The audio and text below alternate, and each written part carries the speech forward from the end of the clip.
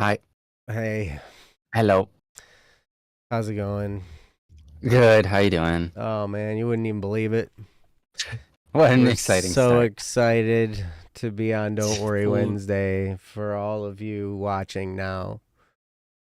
Literally, your 3, 2, 1 was a bigger deal than our. I, I You're like know. 3, 2, 1, and they're just like, "Hello." Hi, this is our subdued Don't Worry Wednesday for Ash Oh Wednesday. wow, dang. We're gonna speak like this, and everybody's gonna leave because it's not interesting. That's going to be so hard to listen to, and so hard for me to listen to myself. Oh, jeez, I'm already too fast. Hold on. How often do And you listen to listen to yourself, though? myself.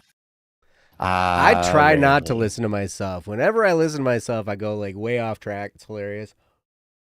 That does happen. I think that happens Yeah. to all of us. Not every time, but Yeah. sure. Silly. Anyway, welcome to Don't Worry Wednesday. This is Welcome. our Wednesday show.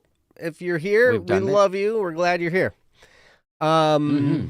Yeah, this is the show that's all about you guys and your topics. If you have a topic, go to don'tworrywednesday.com. Ryan put the link in the chat already for you, so you can go ahead and look at that.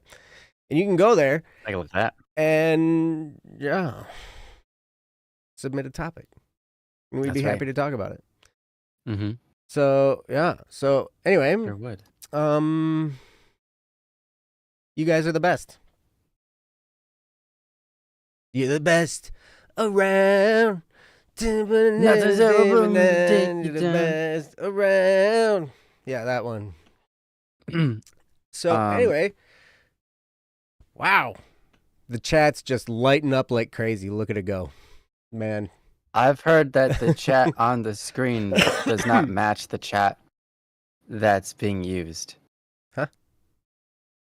Yeah. What? The chat that's on the screen is not the chat that other people are speaking in. Really?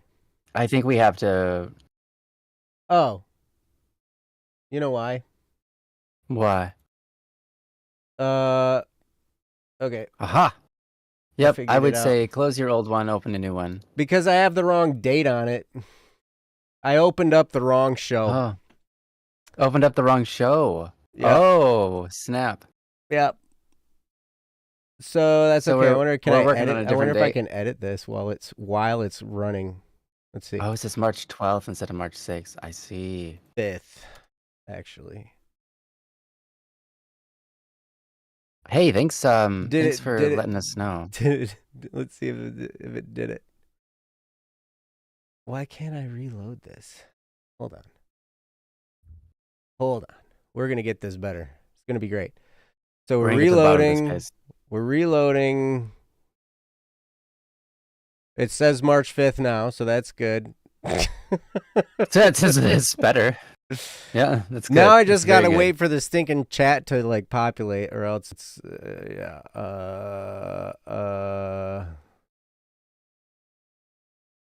yeah. There we go. Hello. Aha. Now we got Hey. Sele who says, yo, yo, yo. We're not professionals, so on. That's great. Why will the chat not come up on my stinking YouTube, man? Oh, I should there go it to is. There the it is. other There it one is. I got it. and inform anyone who happens to be there. I got it. Figured it out. All right, here we go. Ready, set. Now I can pop it out. I can do this. This is gonna be great. You're gonna see this change like immediately. It's gonna be great. So this one's upcoming still. I'm gonna go ahead and write into it. No, it says It says March 5th now. Oh, sorry, the other one. Chat should be fixed. Oh, thank you. Thanking Neon Sai for fixing that. For what? Well, Neon Sai is the one that told me about the issue, and also she already went to the other YouTube and said, "Hey, we aren't over here. We're on the other one." So that's good. Oh, yeah. Yeah. Okay, I'll do that. I think it's this one. So hold on. Is this the one? Yeah, it is the one. Boop.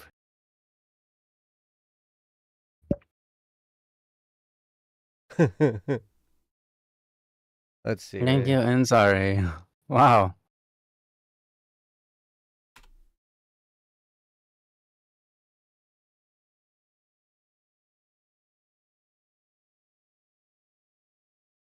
Well, there we go. There you have it.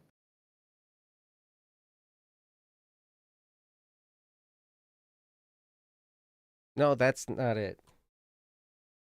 Nope. What? That's not it. What's not it?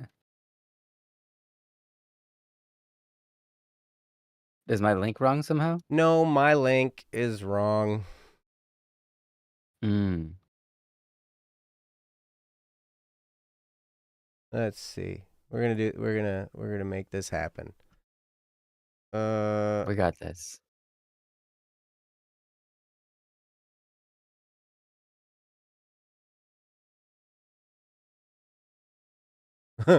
Hey, thanks for bearing with us, guys. Yeah. Well, there's a great question. I'll do my best to answer it. The latest. Wait. The last three letters of this stream is JEW for Jew. That's great. And then Yansai asked, "Did the Jews start Ash Wednesday?" And the answer is no. The Christians started Ash Wednesday. It happens to be 40 days before Easter. That's why it's always on a Wednesday, because Easter's always on a Sunday. Mm-hmm. And Sunday's the day that we celebrate. Well, I guess that would have been Passover for the Jews, but it's the day that we celebrate Jesus' resurrection. Mm-hmm. Also, Lent, not necessarily Ash Wednesday, but Lent, the season of doing all this fasting and stuff, was originally designed for people coming into the church to help them kind of prepare themselves for a whole different life that they've never lived before as a Christian compared to as like a Roman, for example. So, yeah. Hazing. Yeah. Hazing. No, I don't think it was hazing. I don't think Ash Wednesday specifically wasn't part of that. Just Lent. Lent was hazing. No, Lent was asking people to make fasts and so on and so forth to prepare them for entering into Christendom. Is that the right word? No, that's a person. Christianity. There we go. Mm. But not exactly sure where Ash Wednesday gets its root, when it started, when the first Ash Wednesday was, and why. That's a good question. I'll have to look that up. Yeah. I don't know, but it does mark the beginning of Lent. That's the point. Yeah, maybe it does somehow line up with something in the Jewish calendar, and they do something like that. I guess that's worth looking into, but yeah, we'll have to find out. Yeah. All right, cool. So now I can say welcome to Don't Worry Wednesday. This show we do on Wednesdays for you guys and your topics. You got to submit them to don'tworrywednesday.com. Go there, click submit a topic, and there's a big button on the screen. You can submit the topic and then type it out and all that stuff. Bless you, my child. Thank you. My parent. I'm old enough to be your parent. Actually, I'm not. Yeah, you're only 29. You're younger than I am. I'm not that old. That's true. You're also not old enough to be. Dang it! I hope your mom's not here to hear me say that. Wait, Connie, if you're here, I'm sorry. I didn't mean to call you. How old. many years older are you than me? I don't know. Okay, technically, in some world that is not our own, but still uses our biology, technically you could be my parent. Yeah. Mm-hmm. I am a parent. Apparently. You are a parent. Apparently. Apparently. Yes. So anyway. Yes. Welcome. So go to don'tworrywednesday.com to submit a topic. We do have some topics. It's going to be great. We're going to have a really fun show today. It's going to be fantastic. I can just feel it. That's right. So we are not professionals. Here we go. I'm just going to read it right out of the chat. We are not professionals. Thank you. And the information we give is not a substitute for professional advice. We're just trying to give back and support you as you're supporting us. Thank you, Saule.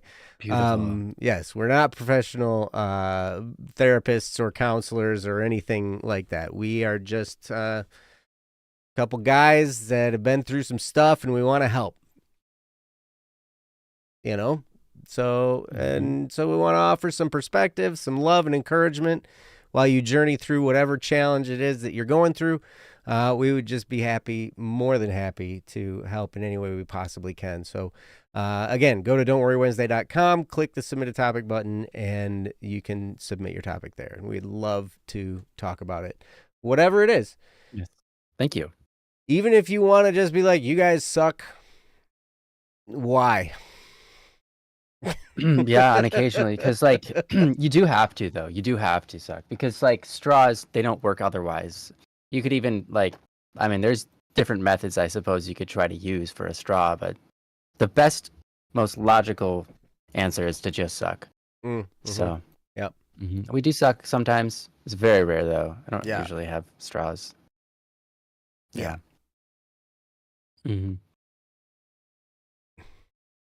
Happens though. Happens to the best of us. Happens to the best of us. Yeah. Okay. So I think I have everything figured out as far as our stream is going now. So I think we're good. I think we're good. Yeah, that was my mistake. I totally opened the wrong show. But that's okay. I almost did that last week. Did you? I think.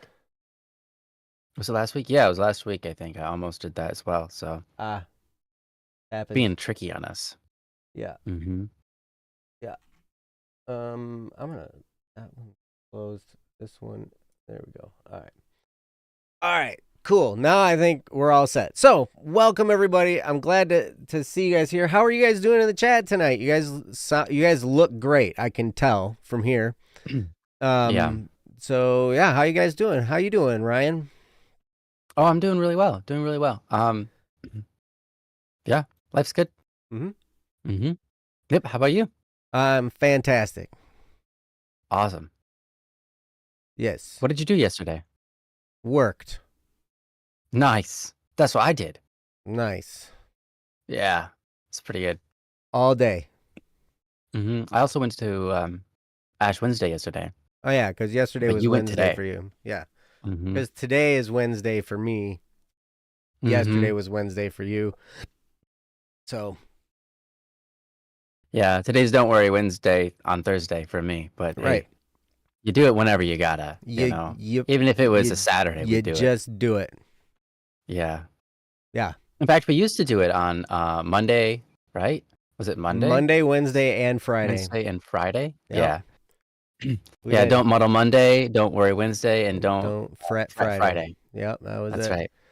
That was it. Saule, I'm glad to hear you're doing well. That's awesome. Yeah.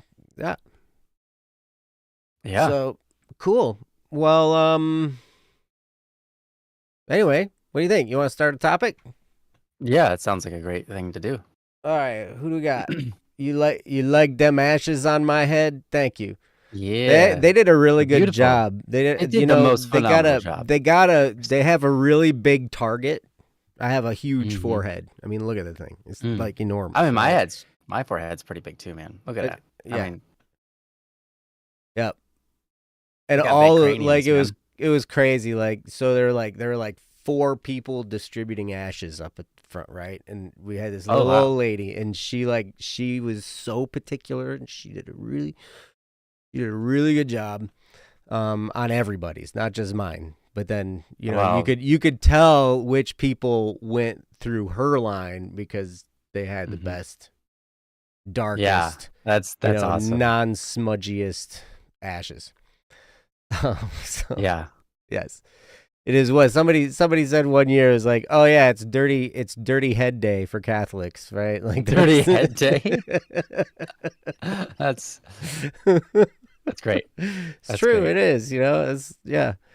So Hmm. anyway, but yeah, let's jump into a topic. We got a handful of Awesome. them. I saw. Well, let's see. What do we got? We did this resisting procrastination one, didn't we? Yeah, we did. Sorry, I didn't mark it. Okay. Mianglios, are you here? Because you have a topic in here. If you're here, we'd love to do your topic. I Yeah. saw that you were in the chat. Yeah, they're in chat earlier, so I don't. As long as they didn't leave us Yeah. from our debacle earlier, and our Yeah. whole. Well, Is that the right well, word? Debacle? I don't know if that. Mianglios was in the correct chat. I know.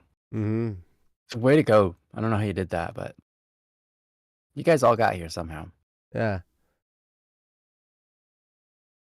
Time to put our bananas to the wall and cover a topic. Mm-hmm. What? Yeah. What? I don't understand that. Well, I missed something. you could put your spheres to the wall. Schwish. Well, I tell you Mm-hmm. what. Here's what we're gonna do then. So Mianglios, if you're here, let us know you're here. We'd love to do your topic. But for now, what we'll do, we have an anonymous one. That we can do, and so we'll start with that one. How's that? Yeah. Sound like a good plan? Mm-hmm. Good plan. All right. Let's see. So, this is from anonymous. What? They said bananas to the wall was from the old "Let's Change the World" video I rewatched yesterday. I see. Gotcha. Okay. Cool. I see. Mm-hmm. Cool, man. All right. Wow, that was an old one. All right. Well, this topic is called "Why Do Our Best." It's an apple. It's from anonymous, and I will put it up on the screen in a second. All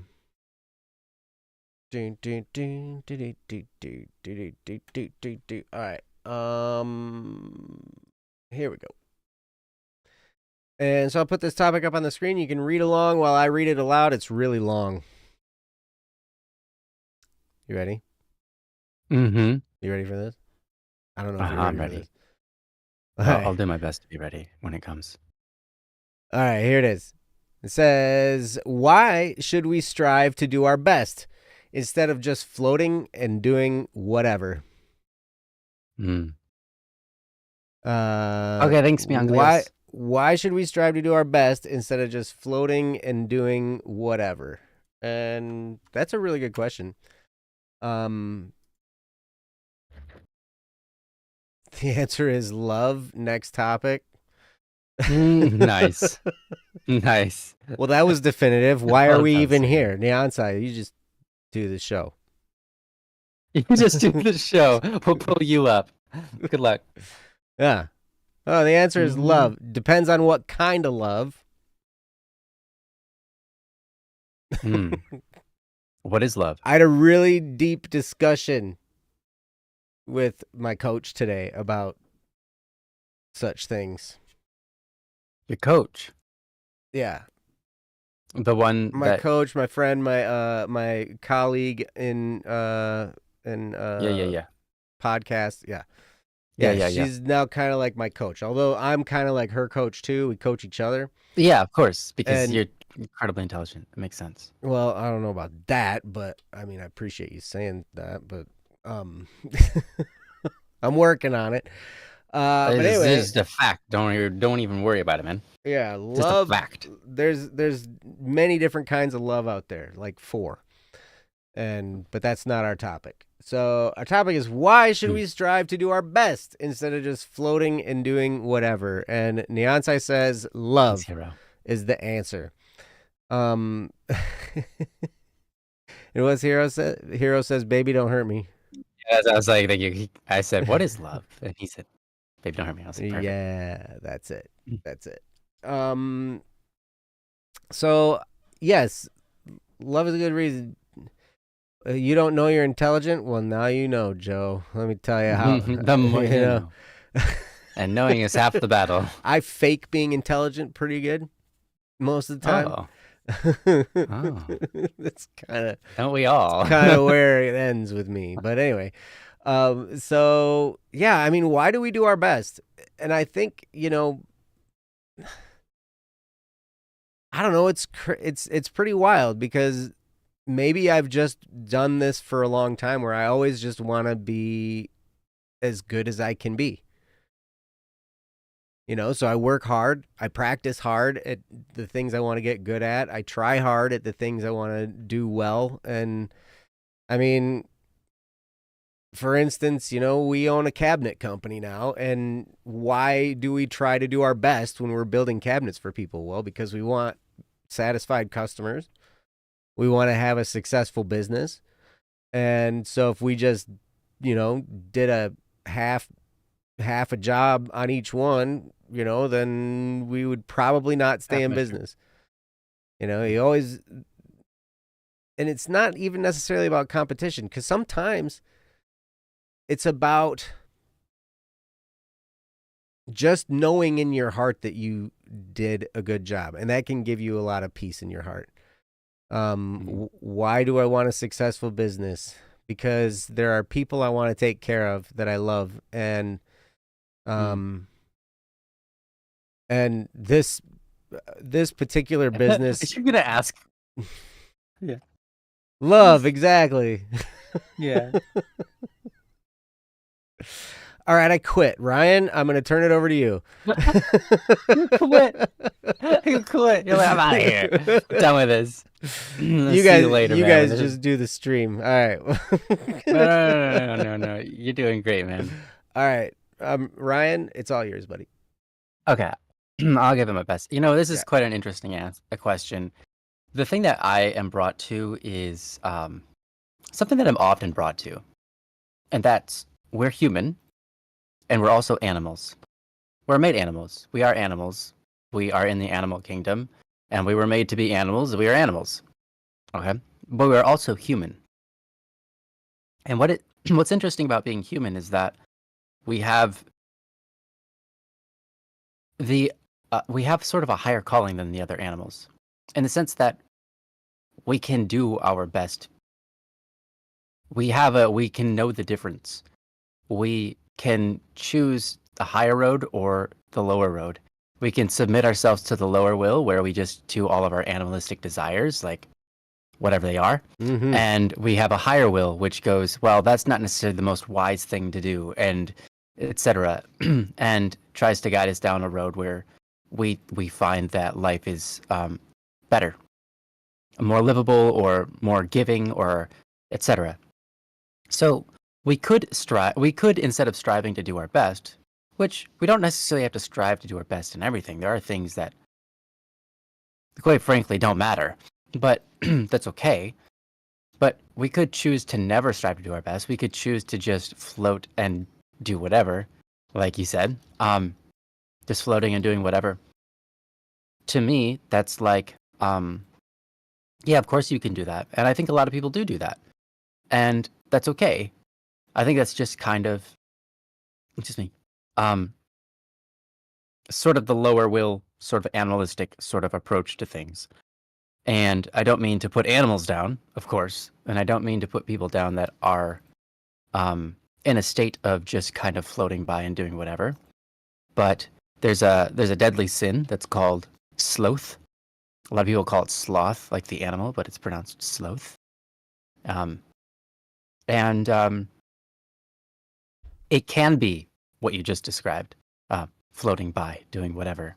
It can be not submitting the fullest of or even just a fraction of your humanity. So that's why we have a word, being humane, right? When you're humane, it means you recognize that you have the ability to care and should treat other things with dignity, and so on and so forth. And when you choose to do your best, you're being dignified, right? Your actions are dignified, and the things that you're doing for other people, right? Sorry, the people that you are doing things for, you're showing them your respect. You're showing them that they have dignity, and their dignity is worth you and your dignified action. So dignity, I think, also plays into this, right? So, I mean, all of it does. Human dignity comes from being human, and it's different than the dignity of an animal, right? Animals have dignity too. They should be respected. But animals don't necessarily have the weight on their shoulders of knowing or even being able to know some of this, like what dignity is and so on and so forth. Not that animals don't sometimes surprise us with their kindness. They certainly can. It's not that all animals are evil, but or anything like that. They're not evil at all. They're just animals. But I think you get my point. Why do we strive to do our best? I think it's because when you strive to do your best, it better displays and showcases human dignity, the dignity of yourself, and the dignity of the world around you, and that you believe it deserves your best. And here's the thing, when you output your best, you tend to get closer to the best results. Will you always? No. But if you were to float by and just do whatever, definitely not. Definitely won't be getting the best results out of that sort of behavior.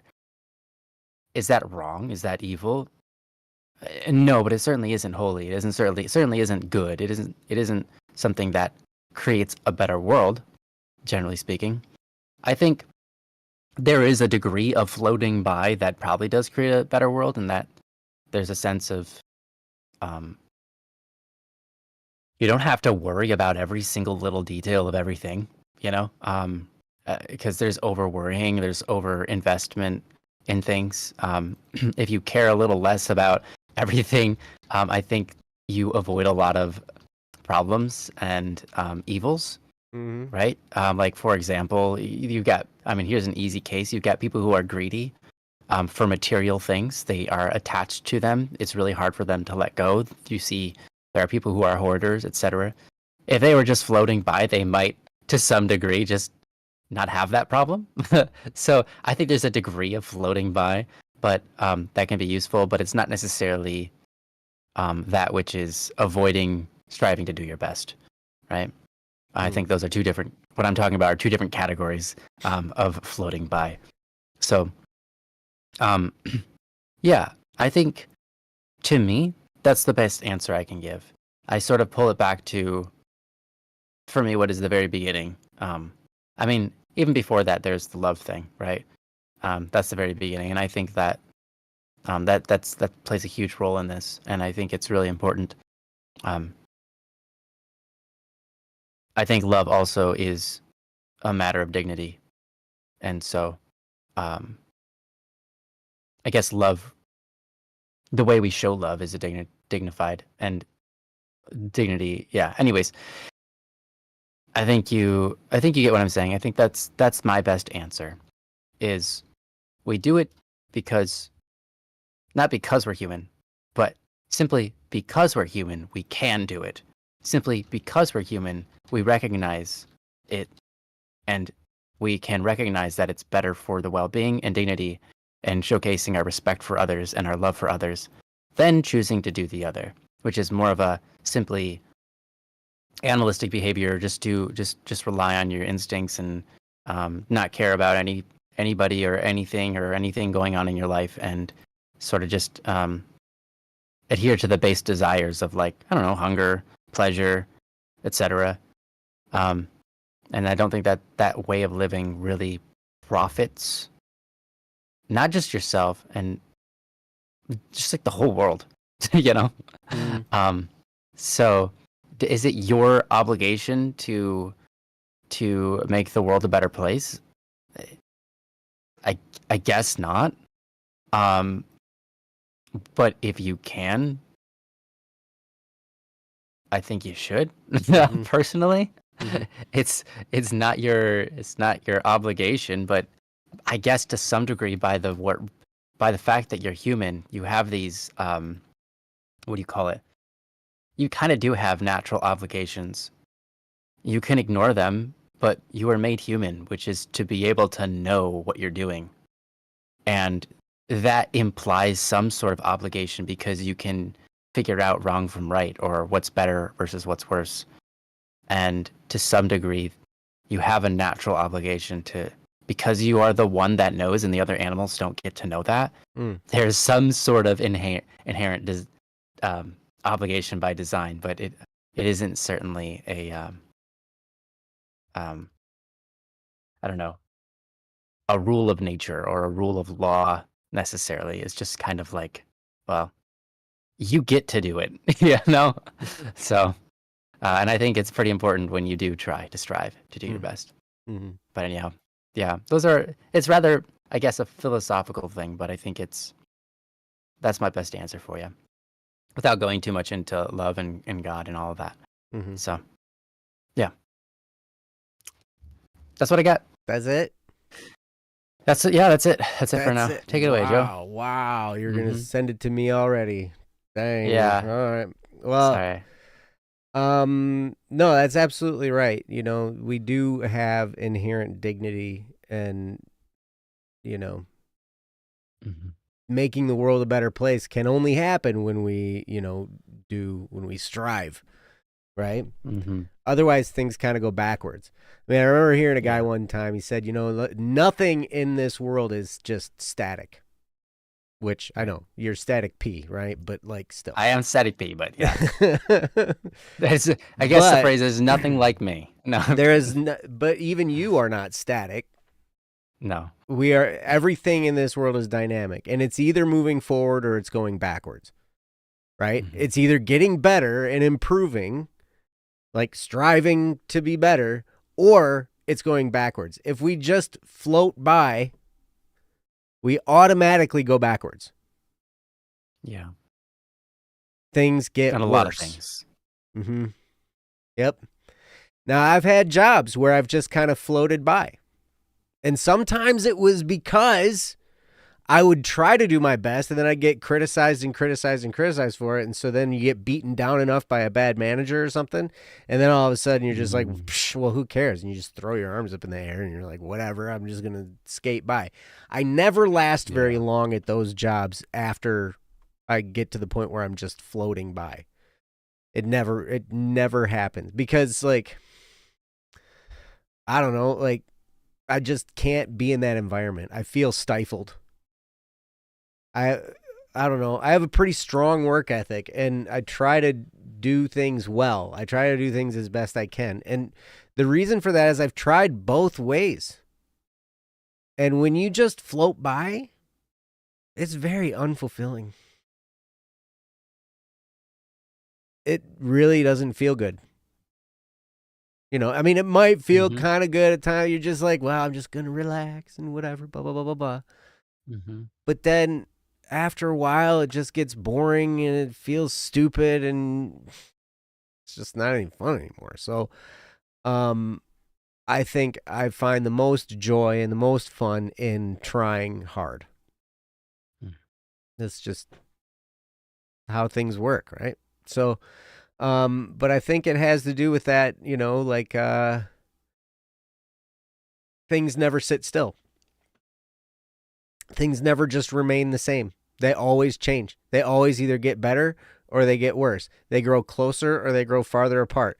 There's everything that we do in this world requires work and effort and to maintain or make it better. And why wouldn't you?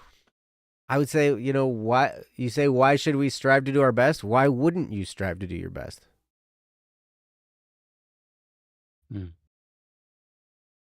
I flip that right back around because why wouldn't you? Well, because, if I try my best, then it's going to be, it sounds like it's going to be hard and I don't want to work hard and because that sounds tiring.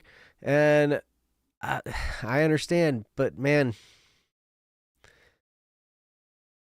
it's so empty to just skate by and then watch everything deteriorate around you. To just do nothing and not try and watch everything just fall apart. I'll tell you one thing. I don't know what's harder. That's definitely more lame. Like that feels like the more lame approach to me. It's like it's boring and it's not fun. And then when everything deteriorates around you, at least you know why, because you didn't try, right? And so then you'd be like, well, you can always hold it out. Like, oh, if I had tried, then man, that would have been great. But you don't know that for sure because I've also tried really hard at stuff and had it be sabotaged or fall apart anyway.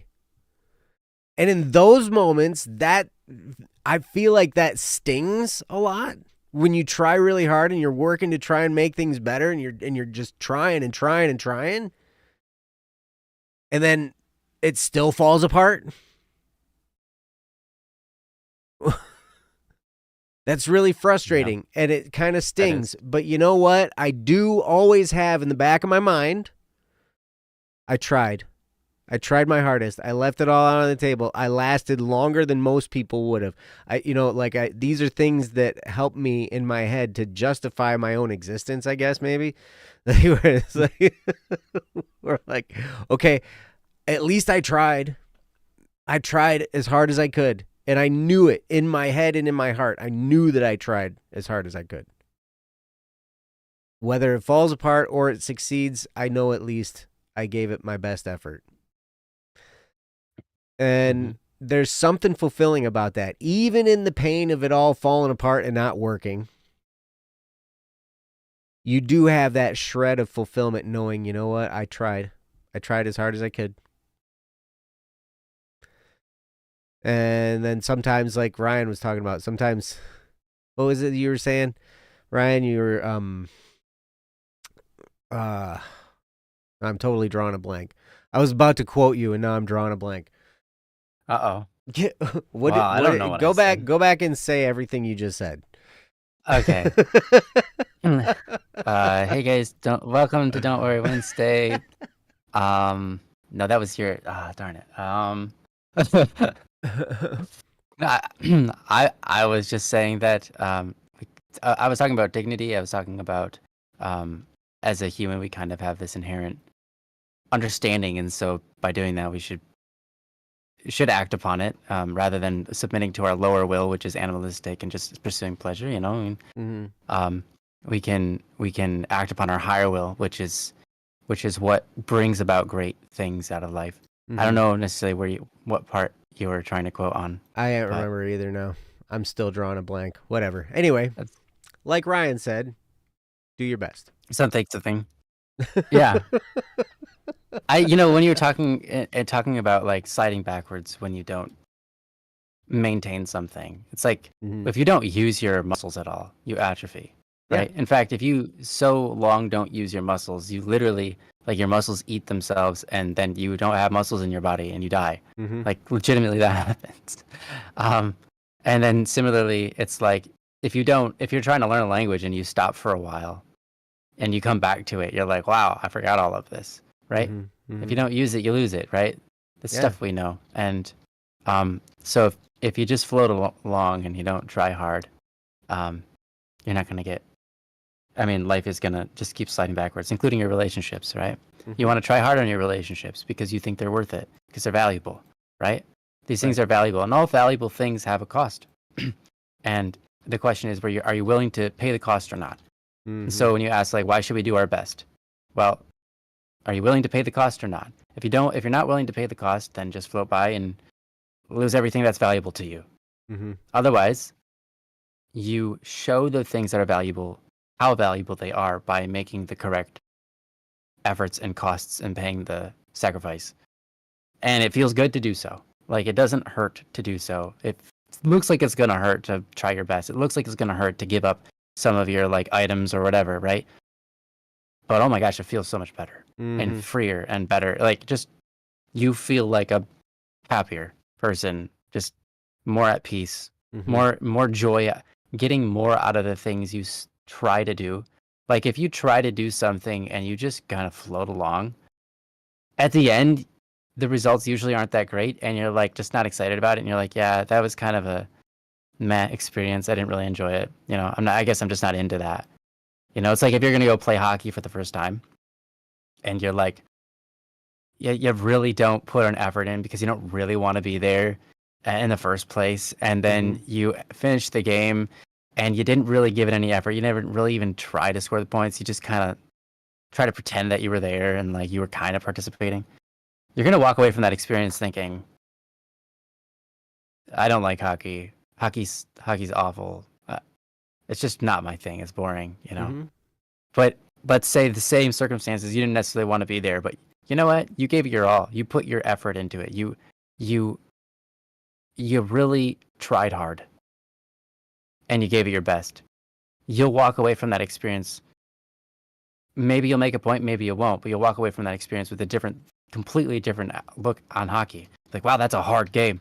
Mm-hmm. Yeah, I have respect for the people that do it. You know, that was kind of fun getting myself out there and trying, you know, even though I wasn't, you know, I didn't really think I was going to play. I had a lot of moments in there where I was like having fun. Mm-hmm. If you apply yourself, when you apply yourself, you find more joy in the things, you know. Yes. Even when I play video games, if I don't apply myself into the video game's boring. Right. But if I apply myself, if I'm like trying hard, all of a sudden the game gets fun and exciting and enjoyable. So I think it is that way with a lot of things. And that's something me and my wife discovered while playing games and things. A lot of it is, well, if you're not having fun, apply yourself, get into it, and you'll start having fun, sort of thing. It's interesting. So that's also why you might want to strive for your best, so that there is more to gain out of things and you have a better outlook and perspective on things and find more joy in it all. It's like if you want to float by, you won't find any joy in anything that you do. Right. So yep. You won't there's find a joy in it. And your work is dignified.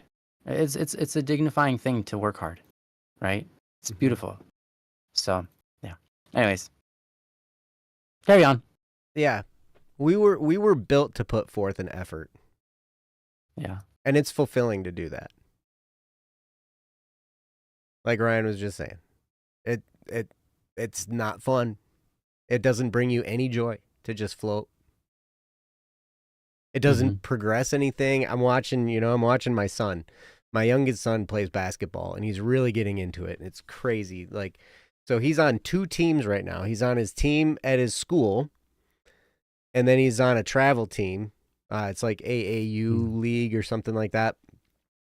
And I remember, so like this past Saturday, what? Aw. AAU. AAU. Yeah. This past Saturday, he had a game in the morning with his school team, and then he had 2 games in a tournament with his AAU travel team, right? So he played 3 games on Saturday, which was crazy. But the first game, now that he's been on this travel team for a few months, he's now starting on his school team every game because he's, just improved so much and he's gotten so much better. And I remember watching the school game, and it's fun to watch my kid play, all this kind of stuff. But it's, like, and it's normal middle school basketball, right? Like little kids playing basketball. And it's fun to watch. But then later in the day when we were watching the AAU games, man, these kids are at a whole upper level of play. Everything's faster. Everything's, harder. Everybody's working harder. Everybody's running the whole way. Like, in the school league, they're kind of like jogging, But in AAU, it's like, they're like back and forth sprinting. They're like throwing the ball full court. People are hitting 3-point shots, and these are like 6th graders, And it's amazing to me to just see the difference in how the games went. I'm not even into basketball. You will never, ever find me watching a basketball game on TV. Ever. I'm not into it at all. But I'm into my kids. And I like watching my kids excel at what they're doing. And here's the thing. When my kids are just kind of floating by whatever, whether it's in their school or some kind of thing they don't really want to be doing, you can see the boredom on their face. And you can watch them just kind of slowly die inside. And they're just like, "Meh." Not interested. And it's not interesting. But when they try hard, you see their faces light up. You see them get excited about it. You see them work hard, and when you hit new levels, when you learn new skills, and you try really hard, and you work at it, there's this rewarding joy that comes, right? And you can see it. They just are more alive. And I think that is the answer to this question. Why should we strive to do our best? So you can feel alive. I mean, we are alive. Why not feel more alive? And I can tell you, when you strive to do your best, when you work hard, when you leave it all on the table, you will feel more alive. More and more. Mm-hmm. Yeah, way more alive, yes. Mm-hmm. And it'll be fun, and it'll be interesting, and there'll be more drama, and there'll be more, all of that stuff, right? It's crazy. You know what? Even when I tried and tried and tried and tried in my marriage and just got met with, disappointment after disappointment, and just everything fell apart and everything. I knew in my heart that I tried. I tried as hard as I could for as long as I could, for a lot longer. I remember talking to a priest, before I was even getting divorced, when I finally was kind of to that point. He's like, I can't believe you lasted that long. Nobody I know lasts that long in that environment, because he'd known me for a while. And he was like, and he knew what was going on. And he just kind of watched me struggle for years and years and years and years, and trying and trying. And he's like, I've never met anybody last that long in those circumstances. And, to hear that it was nice, because I was like, well, okay, cool. I tried. I recognized that I did try hard, but it still didn't work. I'll tell you this, though. When I was in the midst of that, all of that heartache, all that pain, all of that disappointment for years, while I tried and tried and tried, I was still more alive. Mm-hmm. Still, even in the face of constant disappointment, I was still more alive for trying, for working, for being there and putting my best foot forward and just trying as hard as I could to make things work. Still, you feel more alive. Yeah, I think the media has done a pretty good job of this one, and by media I just mean like films or shows, so on. But you can see, when you see a defeated man, right? Like, when you see a defeated man, like you could see, like, doesn't care anymore. He's just sits on. He comes to home, sits on the couch, drinks a beer, and just zones out for like the next 8 hours. And then goes to bed, and he goes to work, and he's zoned out. And that's like after you give up, and you just like, I can't fix anything in my life, whatever, blah blah blah, and you can see they don't try anymore. But because they don't try anymore is why they are where they're at. Because they gave up trying. It's not that they gave up trying because, well, they gave up trying for a reason, right? Whatever it was. But that's a real thing that happens to people. If you give up trying, you feel defeated by everything. And you just, it is very sad. It is very sad. Yeah. And then you're just breathing until you die. Basically. Or someone comes along and ignites something in you, and you decide to try again, and your life feels you feel more alive. Because something's happening, and you're trying at something again. I see. There's a lot of that is when people fall in love. They try real hard on something, and they feel super alive.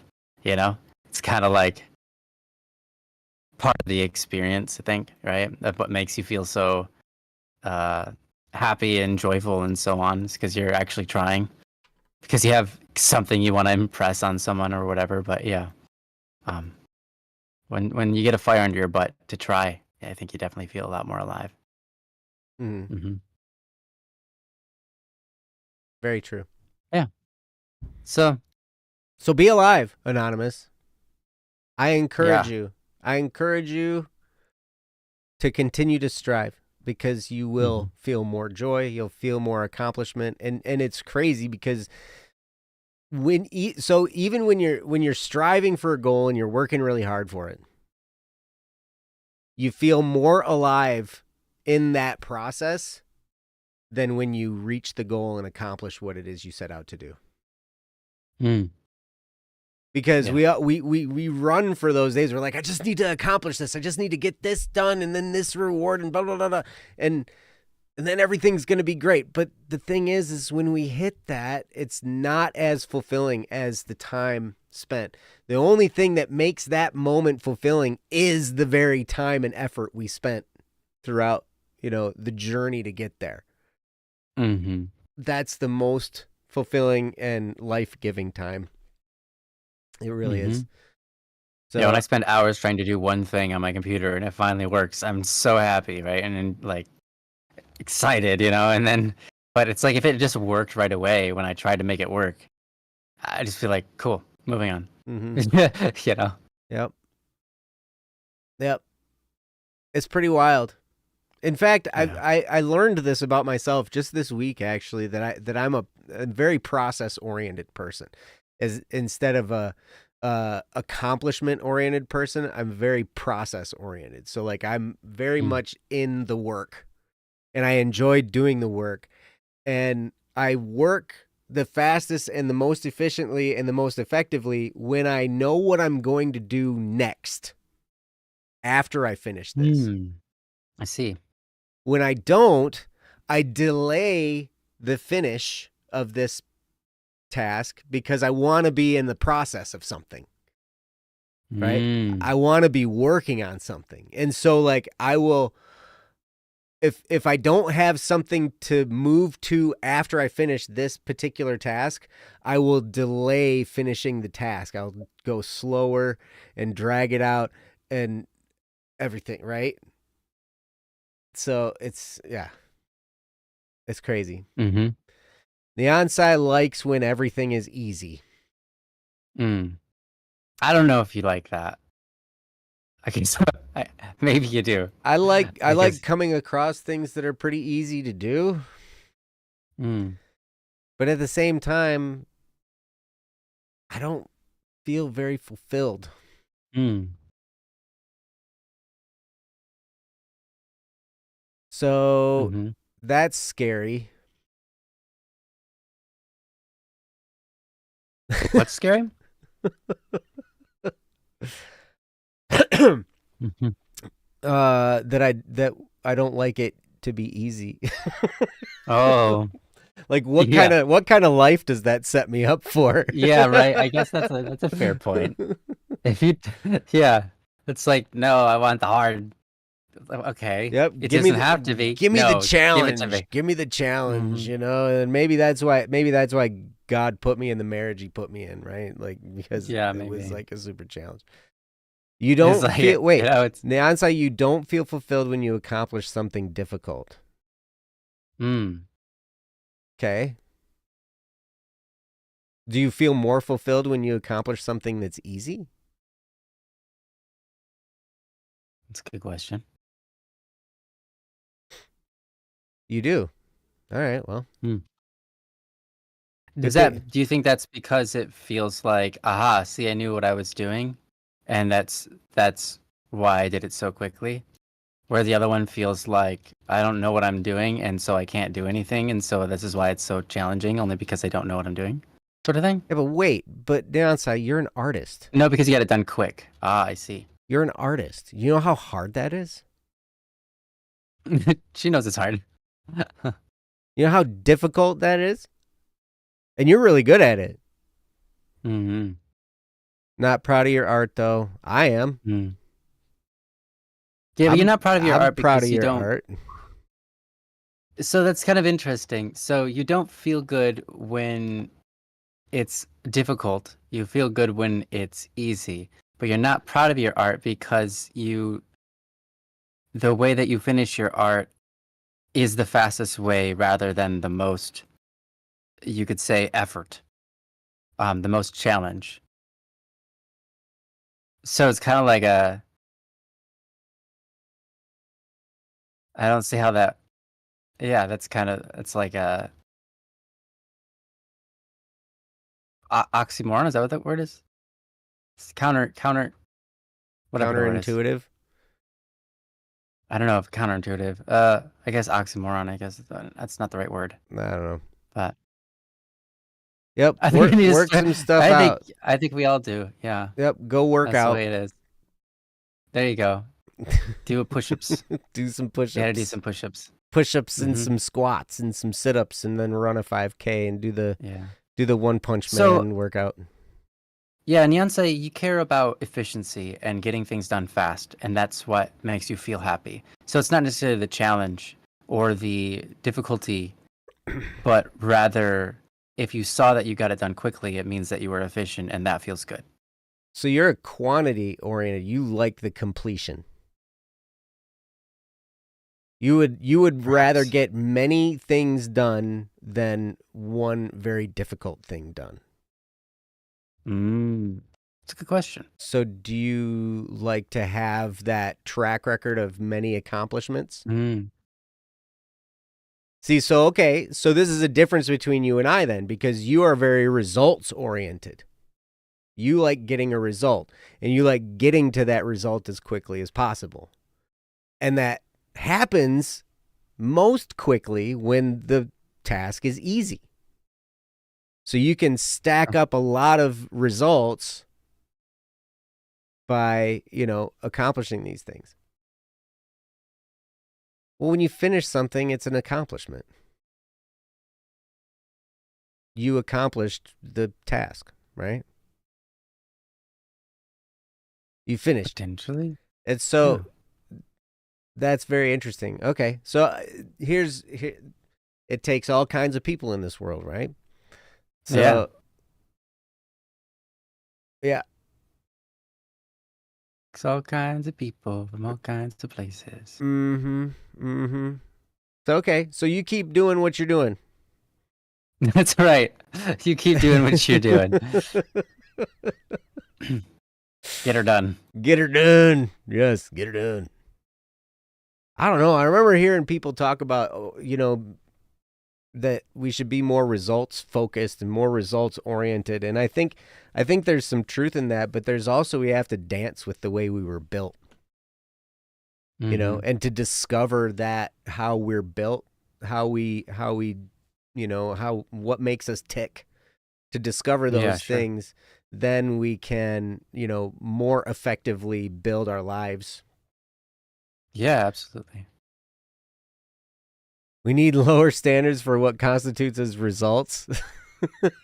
Hey, results. You know what? Hey, anything is a result. You can get a result. It's just a word. It could be a good result or a bad result. Or a bad result. Yeah. Really. Results, getting results means just like legitimately is just statistics.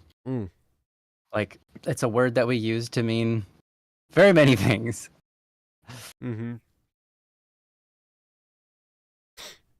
Oh, I see. Like doing what's necessary. Nyansei, I agree with you there. Nyansei says, I like doing what's necessary. If I can avoid spending extra time, then I'll take it. Yeah, I agree. If I can avoid, well, I guess it depends. If I know I have other stuff to do and I know what that is, then yeah, I will try to not take a whole bunch of extra time. But I also like to do things perfectly. And that's frustrating to the people around me. Because they're like, it doesn't have to be that good. And I'm like, it has to be better than that, actually. It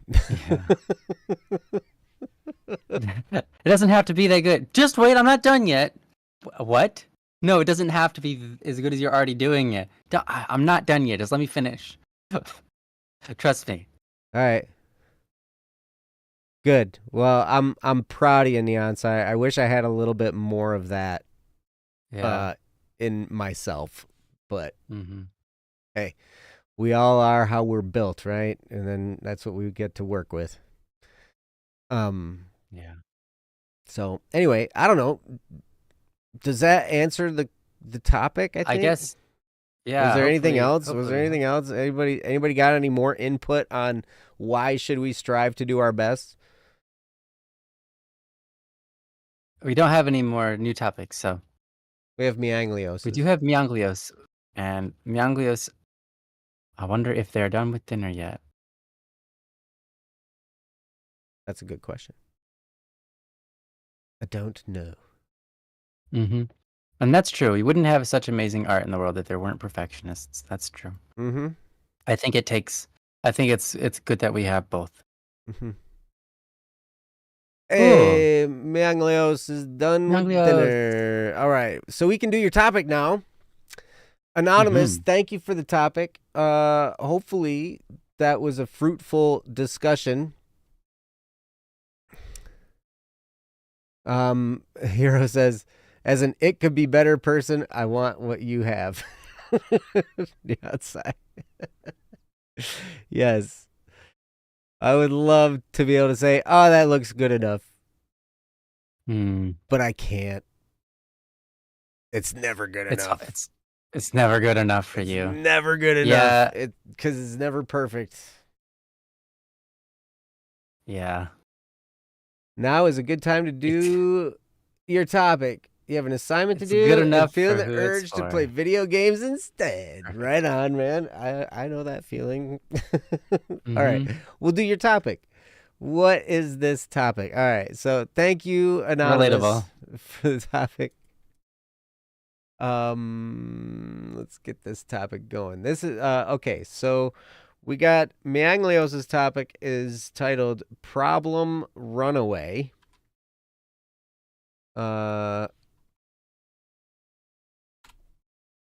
And yeah, I'm gonna put it up on the screen so you guys can read along. Here we go. This is from Mianglios called "Problem Runaway," and it goes like this. How do I not run away from my problems? Lately, when I've been working on schoolwork and get to a part of an assignment that is hard or stresses me out, I just run away and go play video games instead of working through the problem. How do I break this habit and actually start working through my problems when they arise? Thanks, Mianglios. Very good question. Very good question. Yeah. How do I break the habit of running away from the task and start working through the problems when they arise? Great question. It can be tough. Neonsai, again, with the one-liner answer, convince yourself they must be done and that you don't have a choice. That is one way to look at it. You want to take a hard line with yourself? Go for it. Just boom. Don't have a choice. And sometimes you do have that hard line. It's just how it is.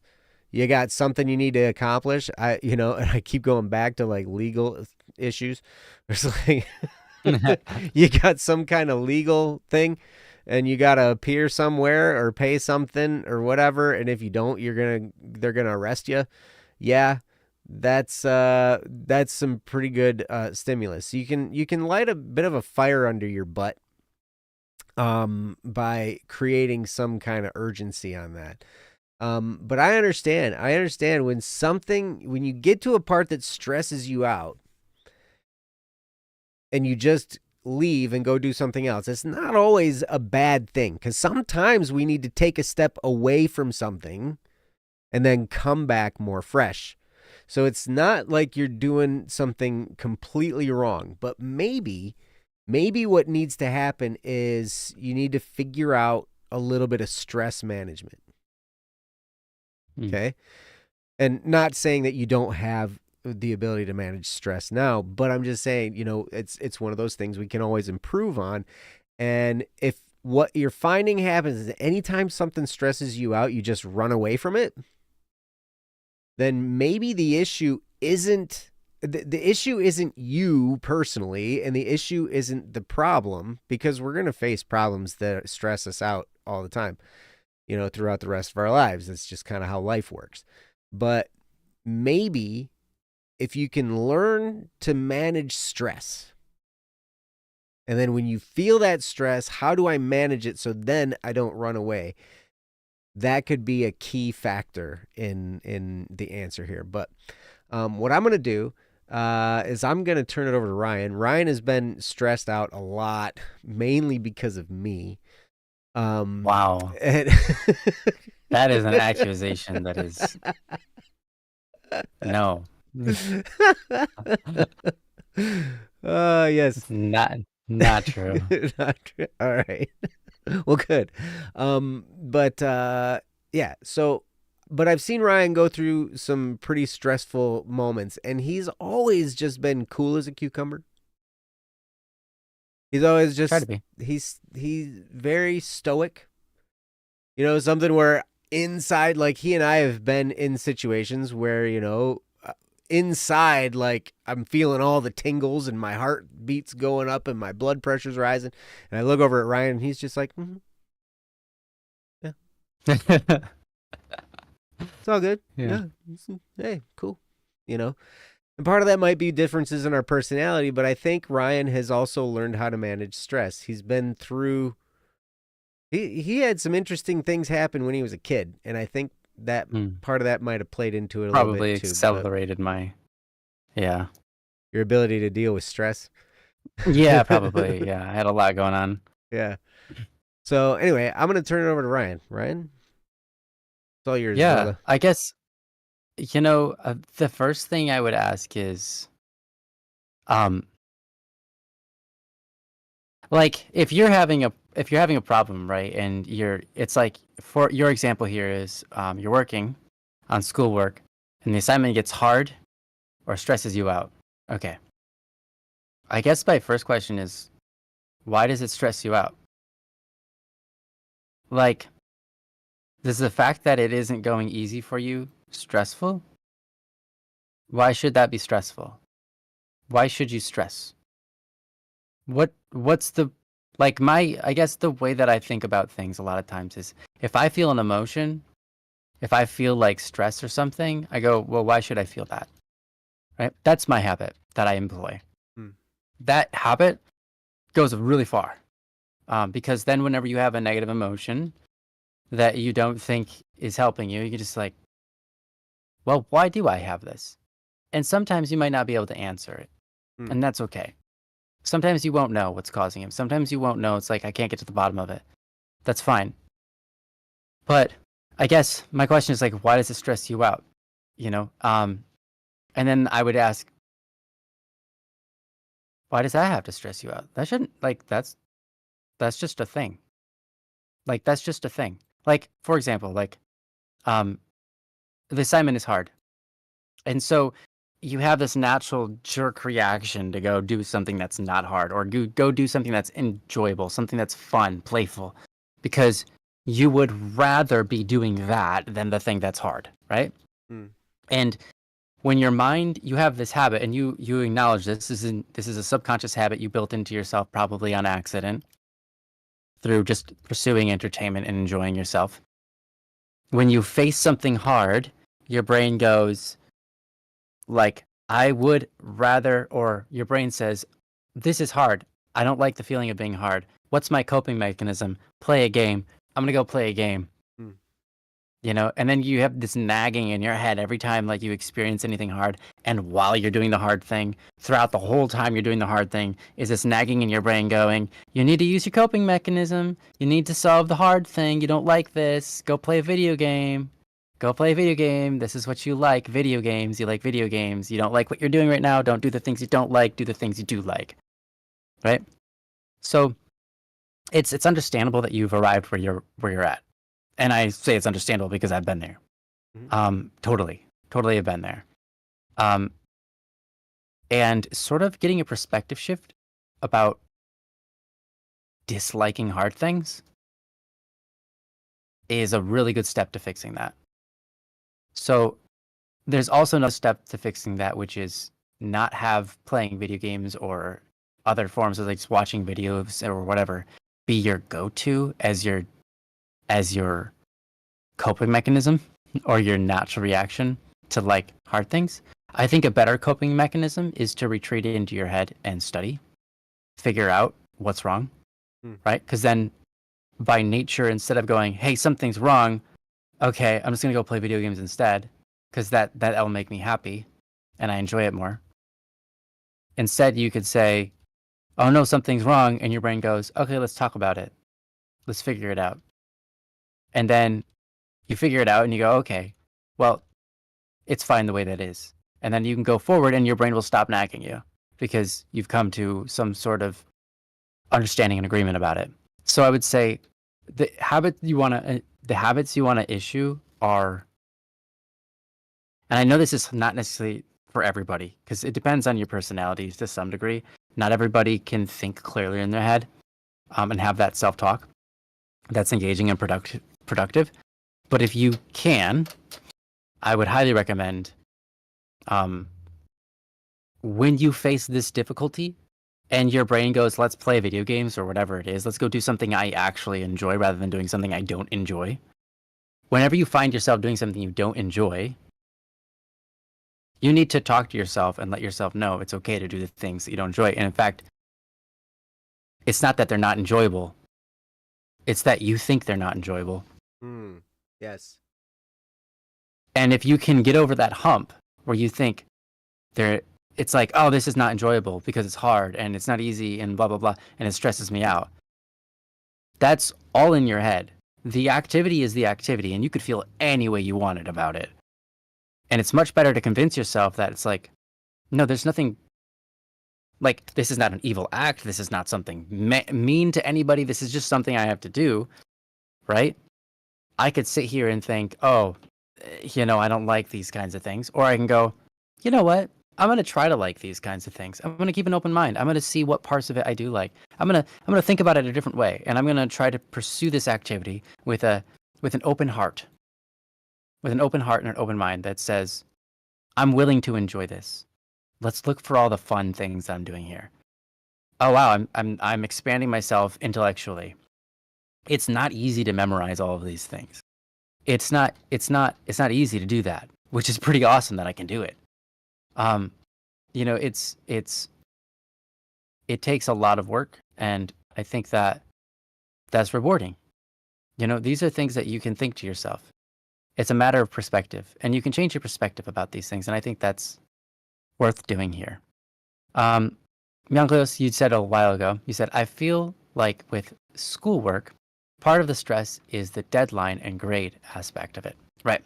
That's kind of what I was thinking, and I was going to go into that, but you said, and so if there's something I'm not for sure about, I fear that I'm going to do it wrong. Yes, exactly what I was thinking was you were going to say, okay. I understand. Or something like that. Right. And so, Mianklios, this is what I would suggest to your brain to understand. Okay.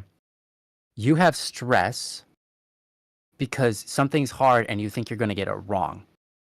And so your response is, I'm just going to not do it because then I can't do it wrong. But not doing it is also doing it wrong, right?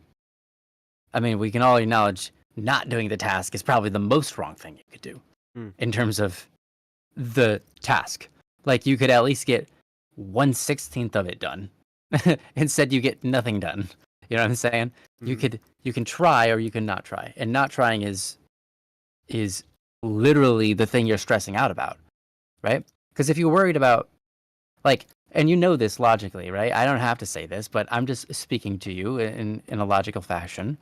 And you kind of, I'm speaking to you because this is probably things you've already had on your mind, right? So it's kind of, you could say, amusing that the reason you stress out is because you have a fear of doing something wrong. And it tends to be that 99% probably of most people's stress is related to fear. But the thing is, there's nothing to be afraid of. And especially nothing to be afraid of if you try. And well, especially less to be afraid of. I can say this for certain, less to be afraid of if you try and you work at it, compared to if you just say, well, I don't know the answer. I don't know if I'm going to do this correctly, so I'm just not going to do it at all. Even if you don't know what you're doing, trying is going to get you closer than not trying. Trying is going to get your brain learning and trying to understand some of this stuff and making some headway to try to write down part of the answer in the homework, than just saying, well, I don't know it.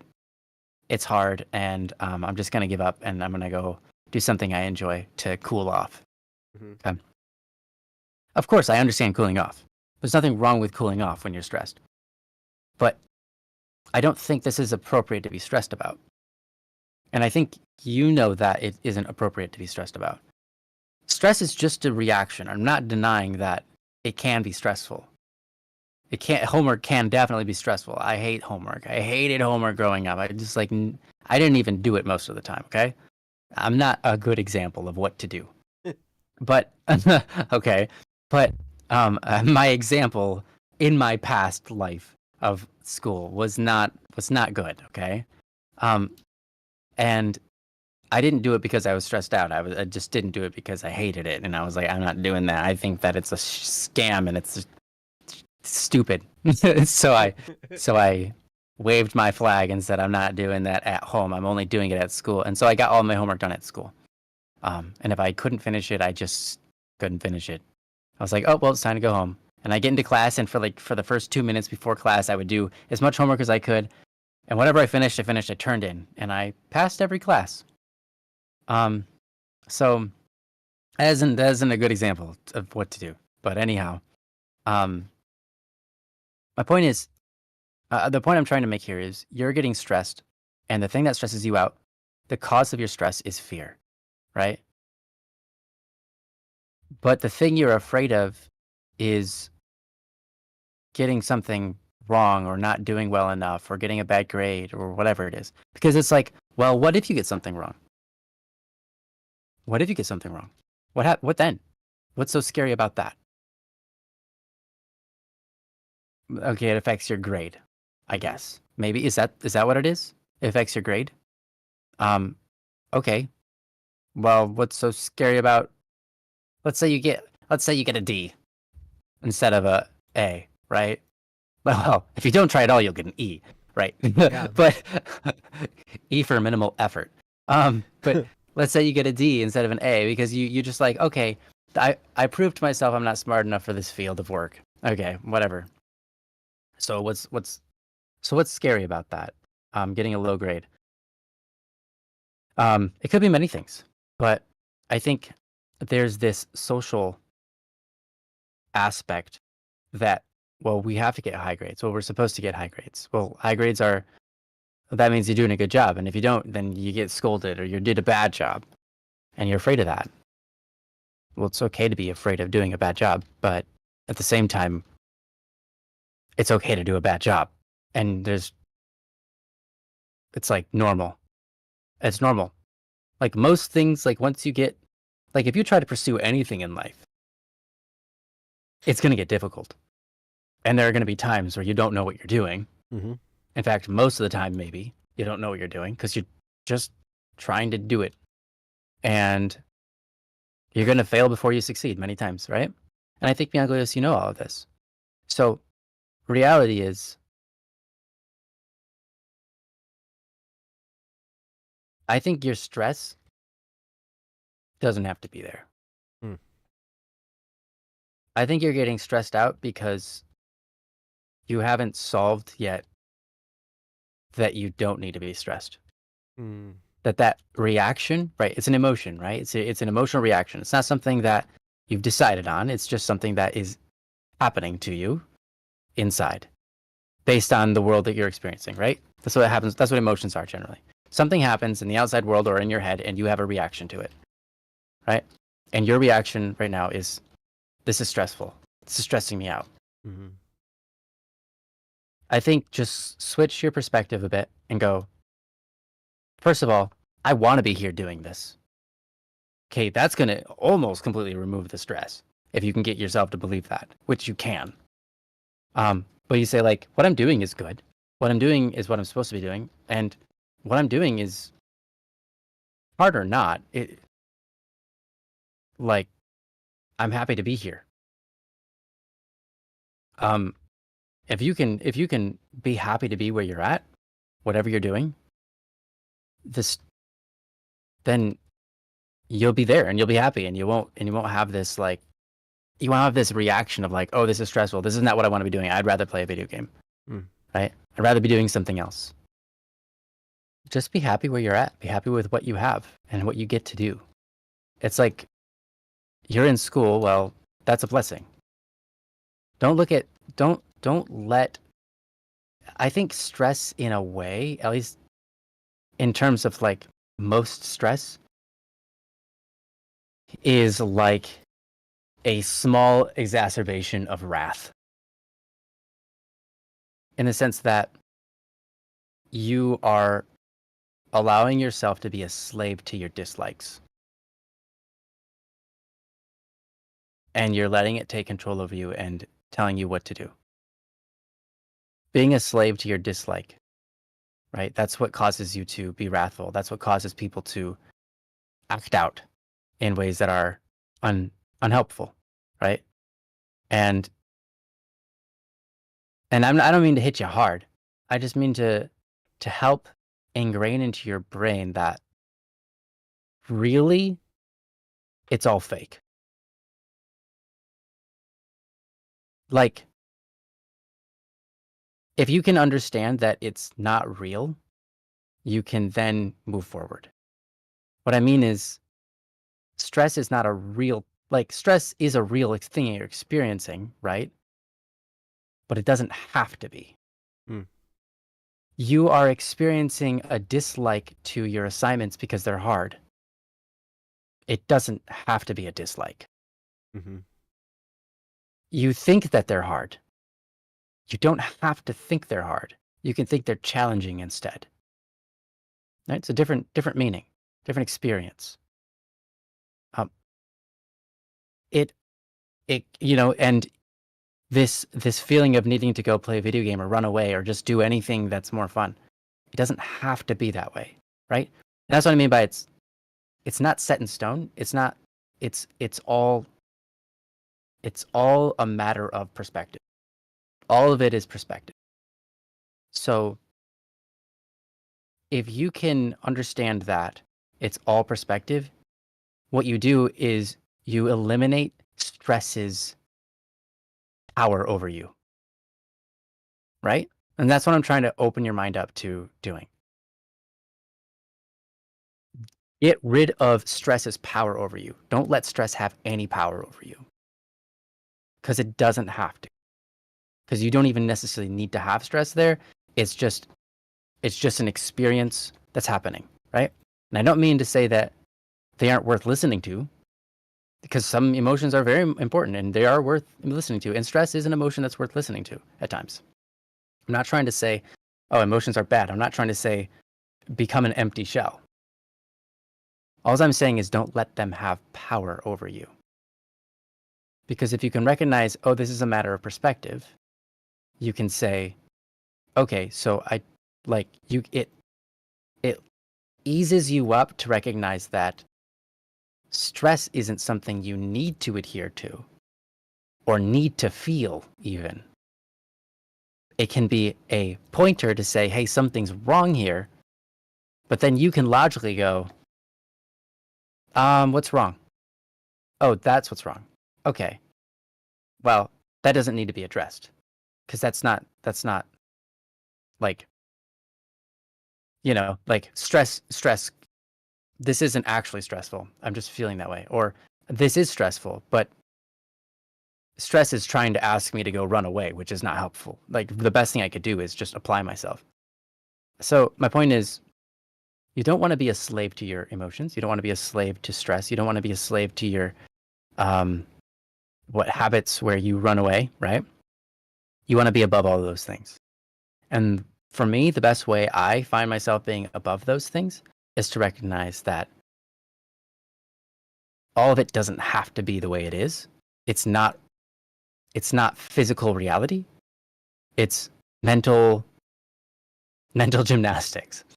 And if I recognize I still have choice and I can change the way I feel about something on a dime, then I will do that to pursue the highest good. There will be things in my life that catch me off guard.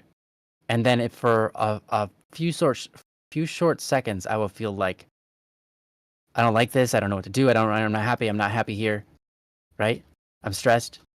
And then on a dime, I will make a decision that says, like, no, I would much rather be above all that and be happy and joyful and figure out how to be the best version of myself right here, right now, regardless of whatever I'm feeling inside. And then also simultaneously address what I'm feeling inside and probably find out it's not justified. And I really shouldn't be having an emotional experience right now that's negative. Like just because something caught me off guard and I don't know how to respond to it yet or whatever, doesn't mean I should be like,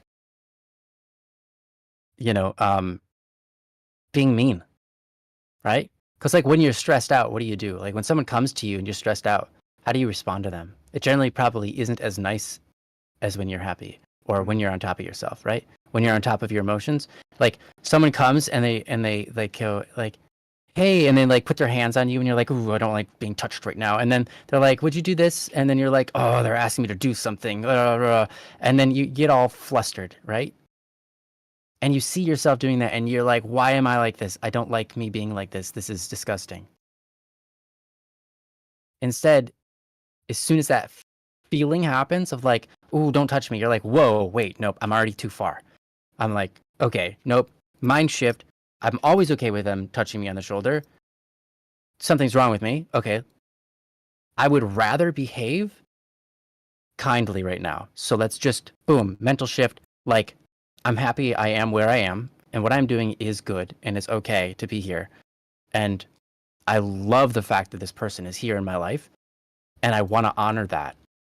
And so I'm happy they are now. I'm genuinely happy that they're touching me on the shoulder. And now they're asking me to do something. I'm working hard at this, but at the same time, what they're asking me to do is no big deal. And they're super important to me.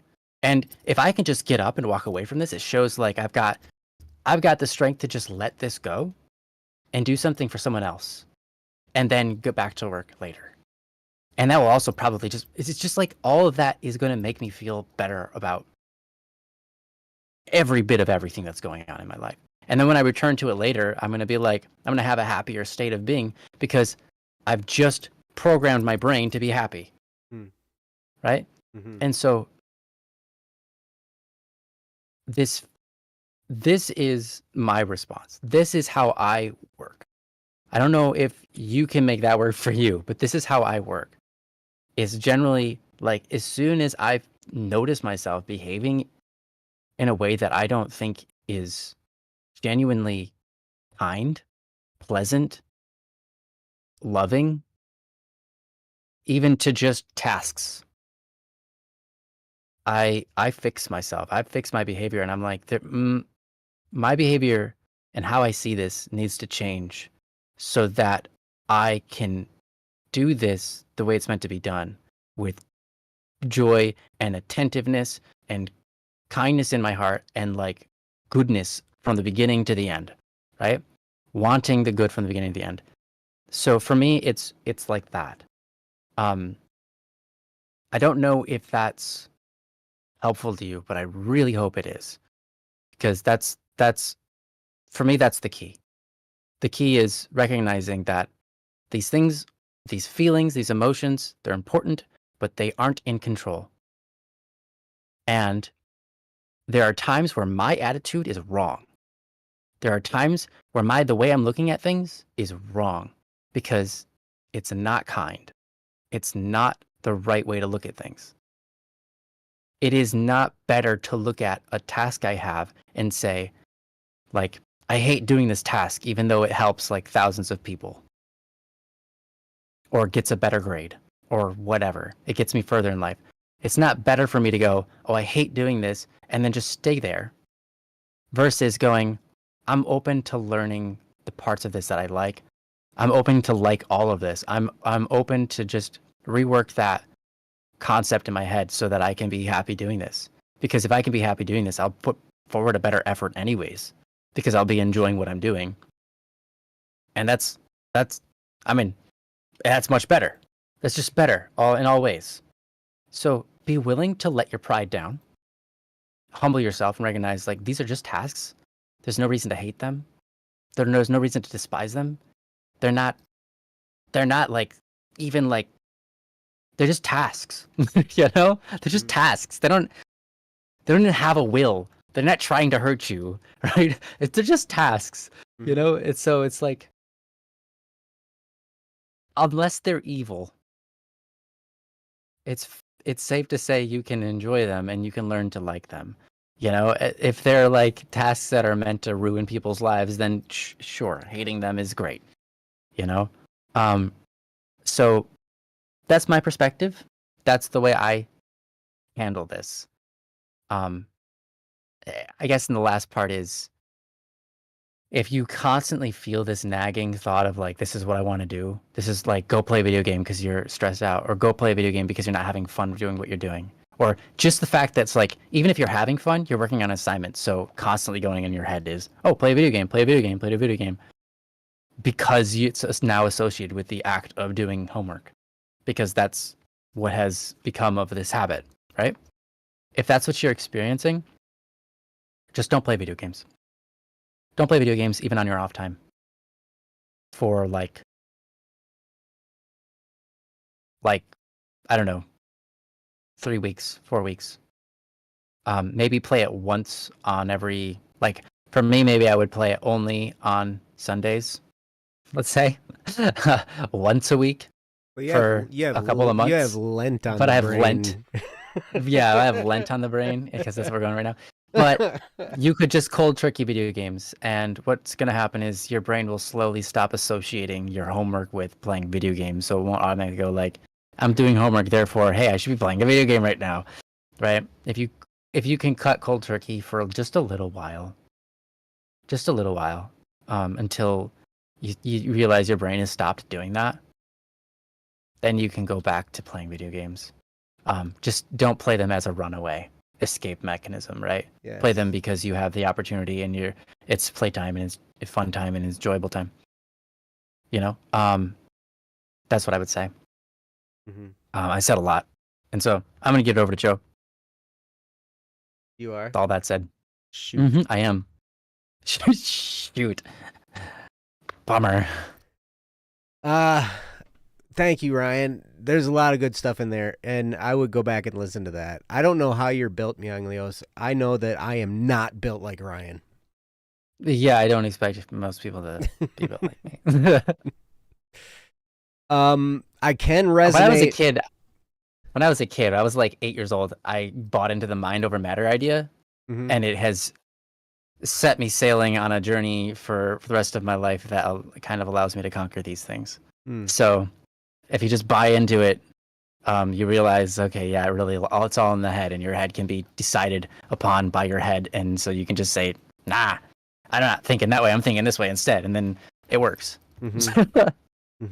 So I don't know. That's mental control, I guess. Yeah. Hey, what up, Savage? Hey. Good to see you, buddy. Why am I a pope? I'm not a pope. It's Ash Wednesday. Get ashes on your wow. head. Ash Wednesday. Great. Pope. I was like, what is he? What? And you know what's funny? I was looking at like what you were wearing. I was like, Pope, and I'm like, red shirt. No, I don't get it. I forgot about that. It's because I have this big, huge forehead that looks like a papal bishop hat. You know, one of those. It's beautiful, and it's got a cross on it, so it's like so it's like a big head. I see it. Thing, right? That's good. Yeah. No, it's Ash. Beautiful. It's just Ash Wednesday.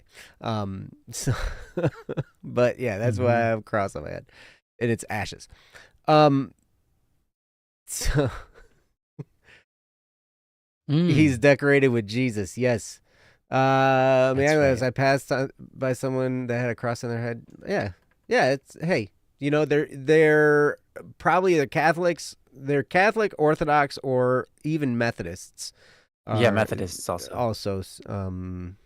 Yeah. So anyway, It resembles the Eucharist more. My head is the Eucharist.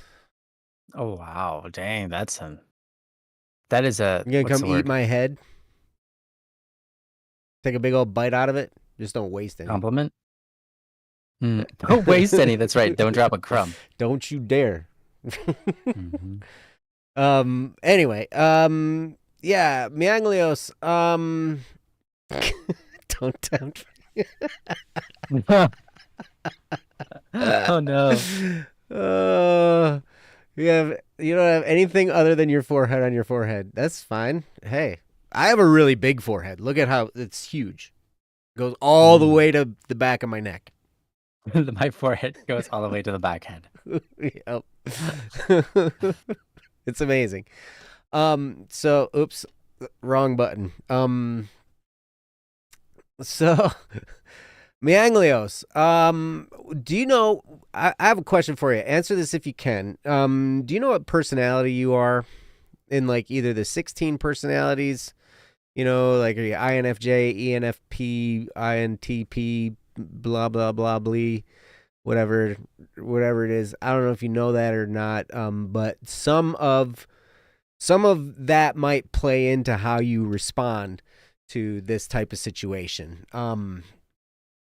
But I do resonate greatly. Oh, you have not taken any personality tests. Okay, no problem. Okay. So then what I'm going to do, so Ryan gave you a blueprint for how he works through things. And he and I are different personalities. In some ways we're similar, but in a lot of ways we're different.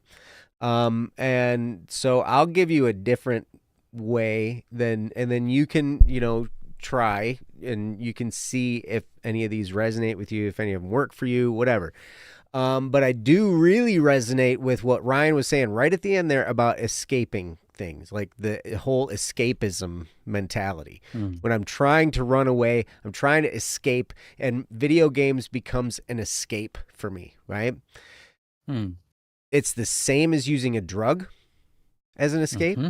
It's the same as using binge eating or Netflix or whatever, right? It's an escape.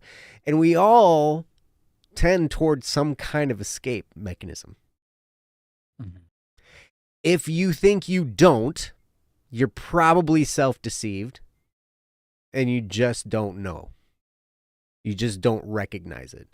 But we all tend to have some kind of an escape mechanism when we feel in this way. Now, some of us are more prone to using that escape mechanism than others. And sometimes some of us have disciplined ourselves to avoid those escape mechanisms. But we all have them. Okay?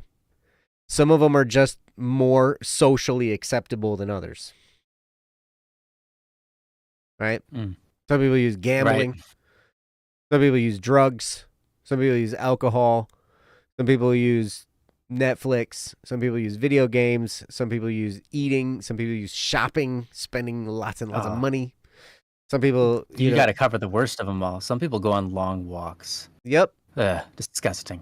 These are things. But here's the thing. Like, what you're experiencing is... what about your eyebrows? Do your eyebrows count as being on your forehead? They're on your brow. Or is your forehead above your eyebrow? Like, that's a question, right? Okay, well, look at this. They might not be on my forehead right now, but they're certainly on my forehead now, right? So... yeah. I think they're on your forehead. Good job. All right. Thanks. So what was I talking about? Escape mechanisms, right? We all tend toward something. And it's good for us to recognize that. Now, here's the thing. When I'm looking for an escape, I've learned to do something for myself. And that is to take some kind of account of how I'm feeling and try and describe how I'm feeling. Because what that does is it grounds me in the reality of my feeling. Rather than running away and trying to just get rid of this unpleasant feeling that I'm feeling, I take a moment and I stop and I ask, how am I feeling right now? And just that calms me down a little bit. Yeah, yeah, absolutely. Just taking an Yep. account of how I'm feeling, and it's like, oh, I'm feeling stressed about this right now. Okay. Now I'm recognizing it. I'm actually facing it. I'm not running away from it. So I'm not knee jerk escaping. I'm looking at it. I can choose to confront it or not, right? But at least I take an account of what that is. Now, there are some really important reasons for doing this, because part of an escape mechanism is the dopamine that it produces. And when we have a dopamine addiction, one of the ways that I learned to get beyond a dopamine addiction was to take account of how you're feeling at those moments. And you can do it throughout the day. Like, you can do it like in the morning, just ask, how am I feeling? And then like just think about it for a minute. Write it down if you want to, whatever.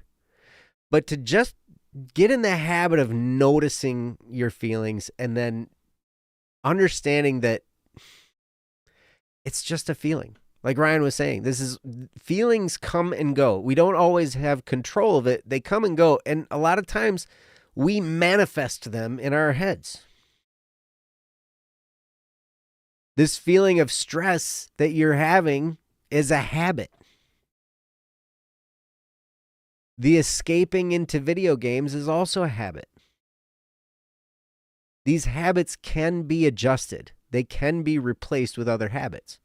And so instead of escaping to video games, I like what Ryan was saying, just go cold turkey for, a month or whatever, and don't play any video games. You can totally do that. That might work great effectively for you. What I might do is when I feel the need to escape and I take an account of my feelings and I think about that, then I might choose some kind of different escape. Like Ryan said, go for a walk. Do some breathing exercises. Do something other than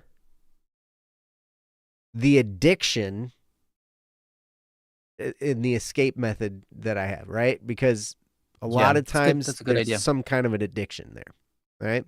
Mm-hmm. And here's the thing. I'm not trying to call you out and say you're addicted to video games, because I don't know that for sure. But I do know that escape mechanisms have addictive qualities to them, and they're very easy for us to become addicted to them. And if you think you have addictions, I have more. I have fought through many, many, many addictions. And continue when I see something crop up. And they're the weirdest things sometimes. Chocolate mini eggs. I think you're just more aware of your addictions. Everybody else is just they have thousands of addictions they're just not aware of. Here's the thing, good at it. The thing about it is like most of the people, you hear the word addiction and people just like wall up. No, I don't have any addiction. I've gotten to the point where I embrace the fact that I have addictions that need work, right? And I'm not ashamed, because I know everybody has addictions. Mm-hmm. And the people who say they don't are lying to themselves. They got something. Okay, it's okay. Convert that to ounces, please. Convert it to ounces, please. I don't know your metric system. Yes. Dangerous love triangle with milk and chocolate.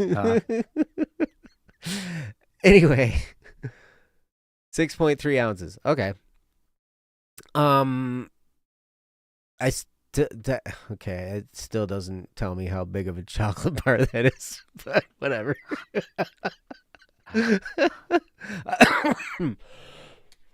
All right. You tell her to convert it to ounces, but then realize it still doesn't help. It doesn't matter anyway. Okay.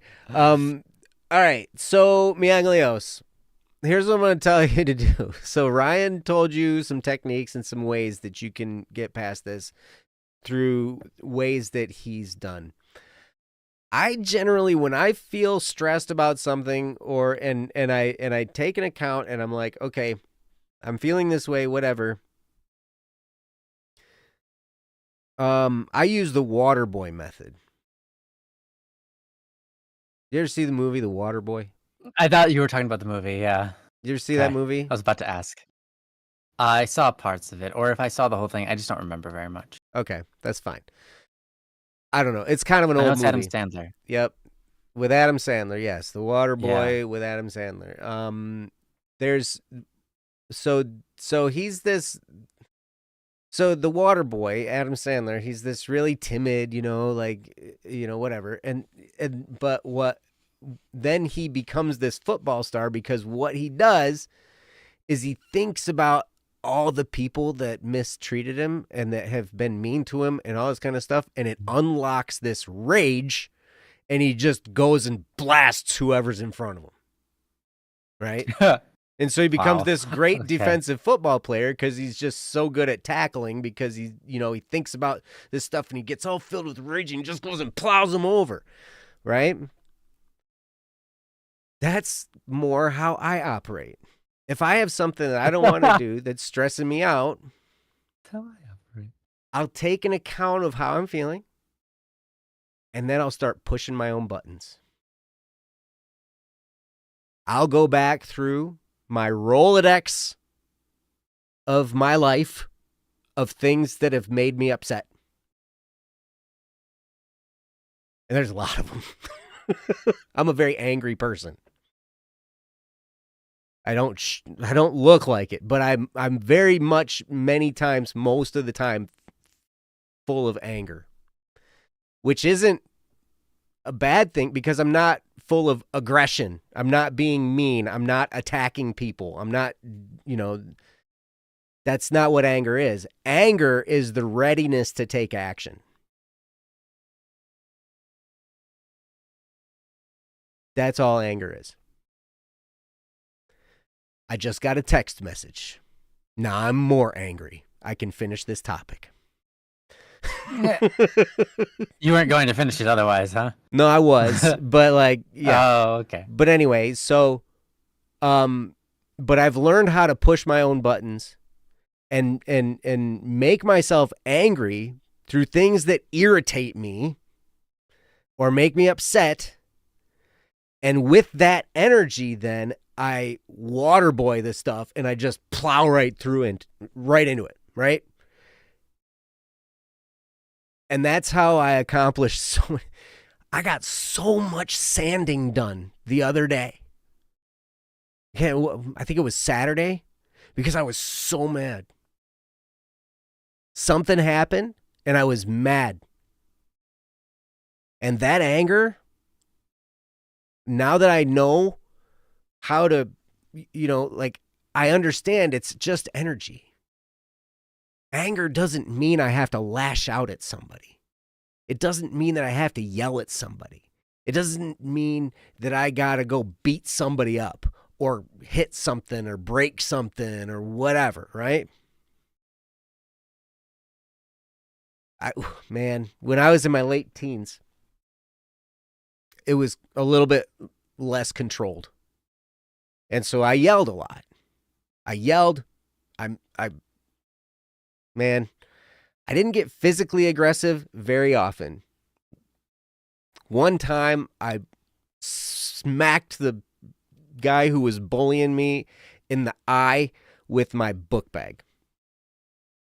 And I think one of the corners of one of my books in the bag caught him right in the corner of the eye, and he had this huge black eye. But he was making me really, really mad. And I was always little. I was always picked on. I was always the little dude that, and I was a nerd. And, so bullies, I was I was like pheromones for bullies. They were all running after me.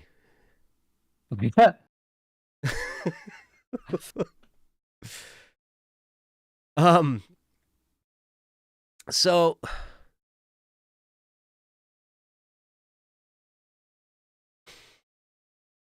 I don't know. That's more how I'm built. Ryan has this very, very calm way of going about things. I don't know how he would respond if he were to make himself angry. I don't know if he can make himself angry.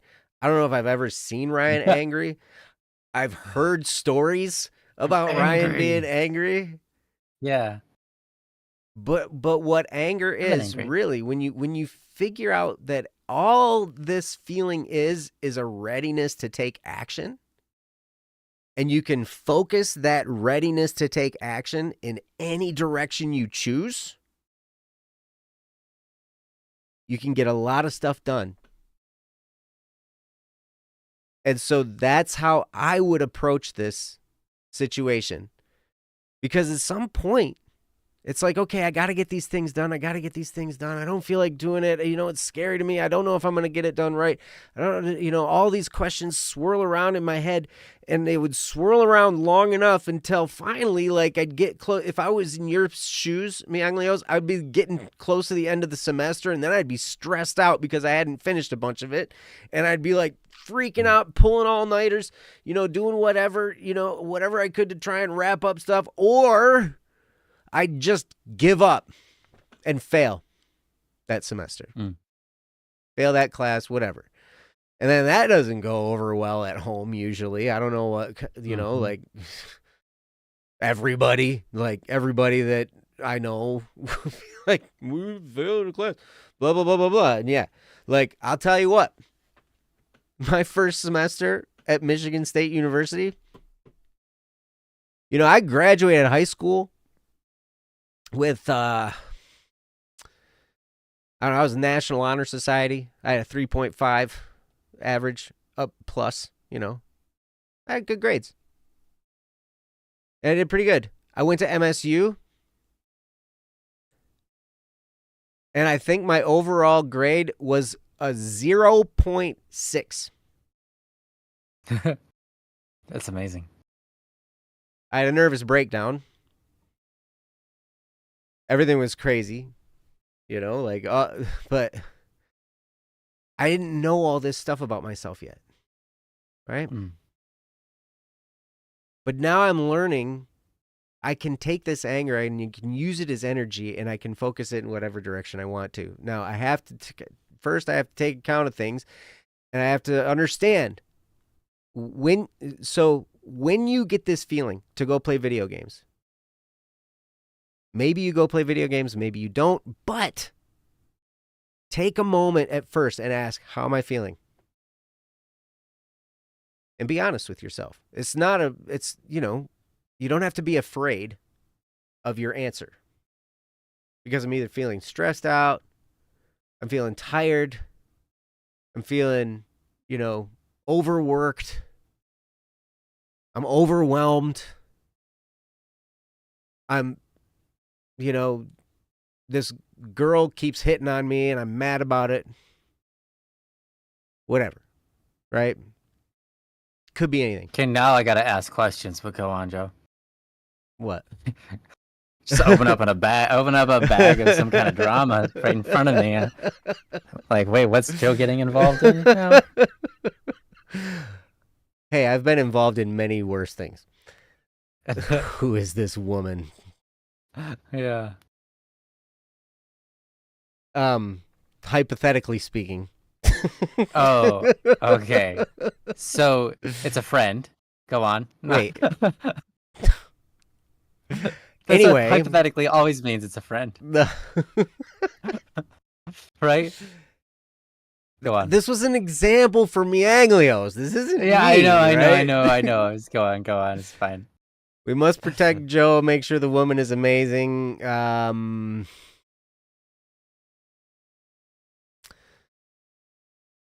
tell you about Joe, you don't have to. Ryan, it's all great. yours. Okay. Thank you. I mean, all I would say is, I think Joe's got a great point. You got a different personality you're working within yourself, and I have a method that really works for me. Joe has a method that works for him. I think it's just a matter of it's all mental gymnastics, all of it, right? Mm. It's all mental gymnastics. It's realizing that you have a habit or an addiction. It's realizing that you're feeling a certain way, and it's realizing you have some control over it. It's just a matter of how you manifest that control. So I would say, I think asking yourself, well, how are you feeling? Why are you feeling that way? You know, those kinds of questions are great at helping calm yourself and make the next step forward to recognize that you're the one that has to control the situation. And what you do next is probably going to determine what your habits, what habits are forming from there, right? And that's the way it's going to be, Yeah. right? So ask yourself the question, how am I feeling? Maybe ask yourself, why am I feeling that way? If that gets you anywhere, if you find that that question always runs you in loops, stop asking it. Because sometimes some brains are like that. But you can at least ask how I'm feeling. And then from there, you could say, what am I going to do about it? Because the next thing I do is what habits I'm going to be forming. And if you want to be forming good habits, try to do what you think is the right action. And then eventually that habit will form your whatever that action is, right? Now, are you going to nail that every single time? Probably not, especially just starting out. No, and especially so I will tell you, especially if you decide to try my method, it took me a long time to figure a lot of this stuff out. I'm kind of giving you the condensed version, but yeah, right. Anger is powerful, and it takes a little bit of time and training to learn how to detach the anger from the thing that made you angry. Because it's really easy. If I start thinking about all those things that make me angry, I can just focus on those things and then just be angry at them. And then not do anything. Once you learn that all I'm doing is pushing my buttons to give myself some energy, and then I detach from that thing I'm like, I'm not even angry about that thing anymore. That was just stupid, And then, but I'm still left. I'm still left with the emotion. Because that hasn't passed yet. I use the stimulus to create the emotion, to create the energy, and then I forgive the stimulus, let that go, but I still have the energy for a while and I use it. Yeah, absolutely. Yeah, so if you find yourself getting stressed, I think that's like addressing the stress is a great response rather than just trying to run away from it, right? Obviously. And I think if you're having trouble with your thoughts, talk to somebody or write it down in a journal. Yep. Those things can be really helpful for moving your brain forward and not getting caught in a loop.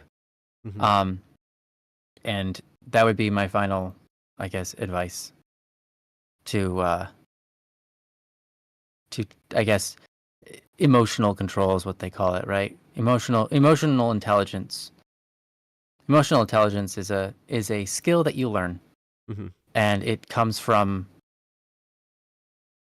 it comes from controlling yourself through the emotions, deciding how you're going to react, how you're going to encounter your emotions, and responding to other people's emotions and all of these kinds of things. Emotional intelligence is an incredible life skill that we all need, for sure. But most of us are always failing at, including myself. I mean, we all fail at it. None of us have perfect control or emotional intelligence, but we can constantly get better at it as long as we're paying attention and we're attempting to get better at it. We will. So. Well, and you're going to learn a great deal about yourself with this whole situation, Mianglios. That's true. When you figure some of this stuff out and you start asking yourself these questions. Now, here's the thing: as long as you stay in escapee mode, where I'm using these escapes to escape, right? When you recognize, as long as you're doing that, you're not going to move forward. Because you're going to be running from it. You don't ever grow. You don't ever get better in a situation or in an area until you stop trying to escape it. and you square up with it. And that's why that simple question of how am I doing? How am I feeling? And taking an account of that, it's a very low stress first step to squaring up and facing the issue. Because all it's asking is, how am I doing? How am I feeling? Right? And you answer that question. But now you're not running from it yet. Right? You're at least looking at it. Most of the time, we don't ever ask ourselves the question and we just use the escape mechanism. At least that's what I did. Still do. Right? I have to still make a conscious effort to do these things. It's like, whoa, I want to run away and I want to do this escape. Like, what's going on? I have to ask myself the question. And then, like I said, just doing that is calming. Because now I'm just taking account of the feeling. I'm taking account of, the reality of the situation instead of running from it. It's a lot more consoling when you have more information rather than being afraid of who knows what in the dark. Right. If you ask like what is going on, you can instantly see some answers and it feels a little bit more reassuring. Well, yeah. Most of the time, the scariest things are the unknowns. Those are the things that generate the most fear. And like Neonsai said in the chat, a lot of this is fear. It's fear. It's a response to fear. And when you don't know, that generates more fear. When the unknowns generate more and more fear. So yeah, like Ryan said, like that, just being honest and knowing will reduce the fear a great deal. So yeah, Anglos.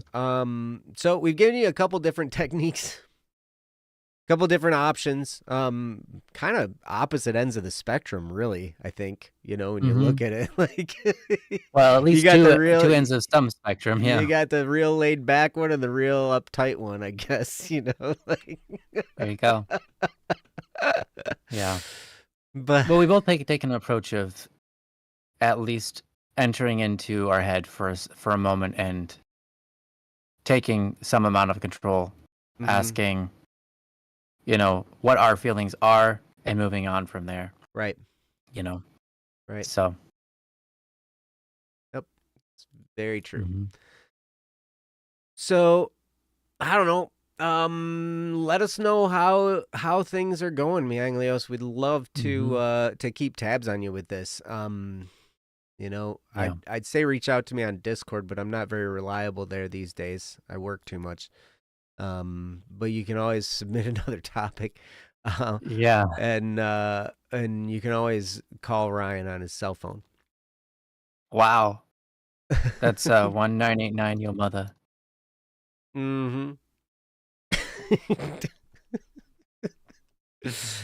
Yep.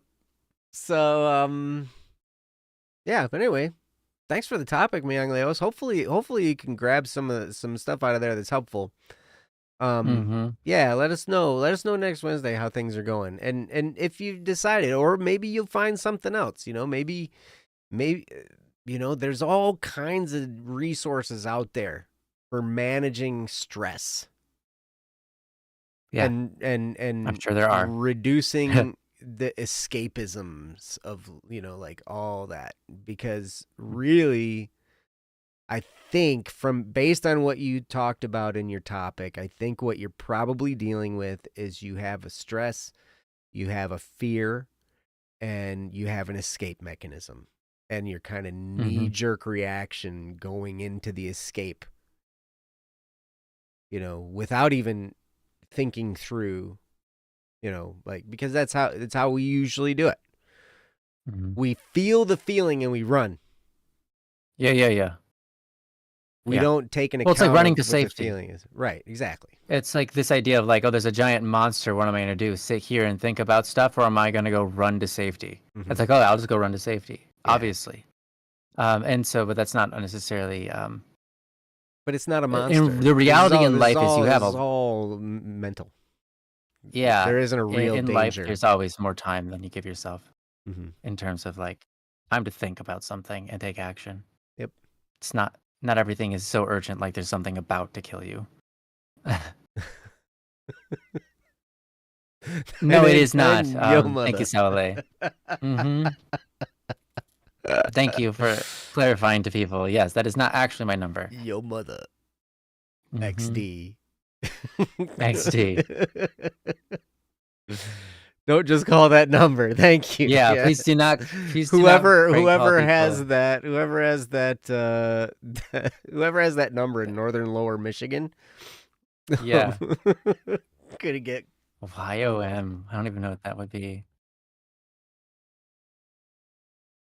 I don't know. I can't think of it. It doesn't matter. Yeah.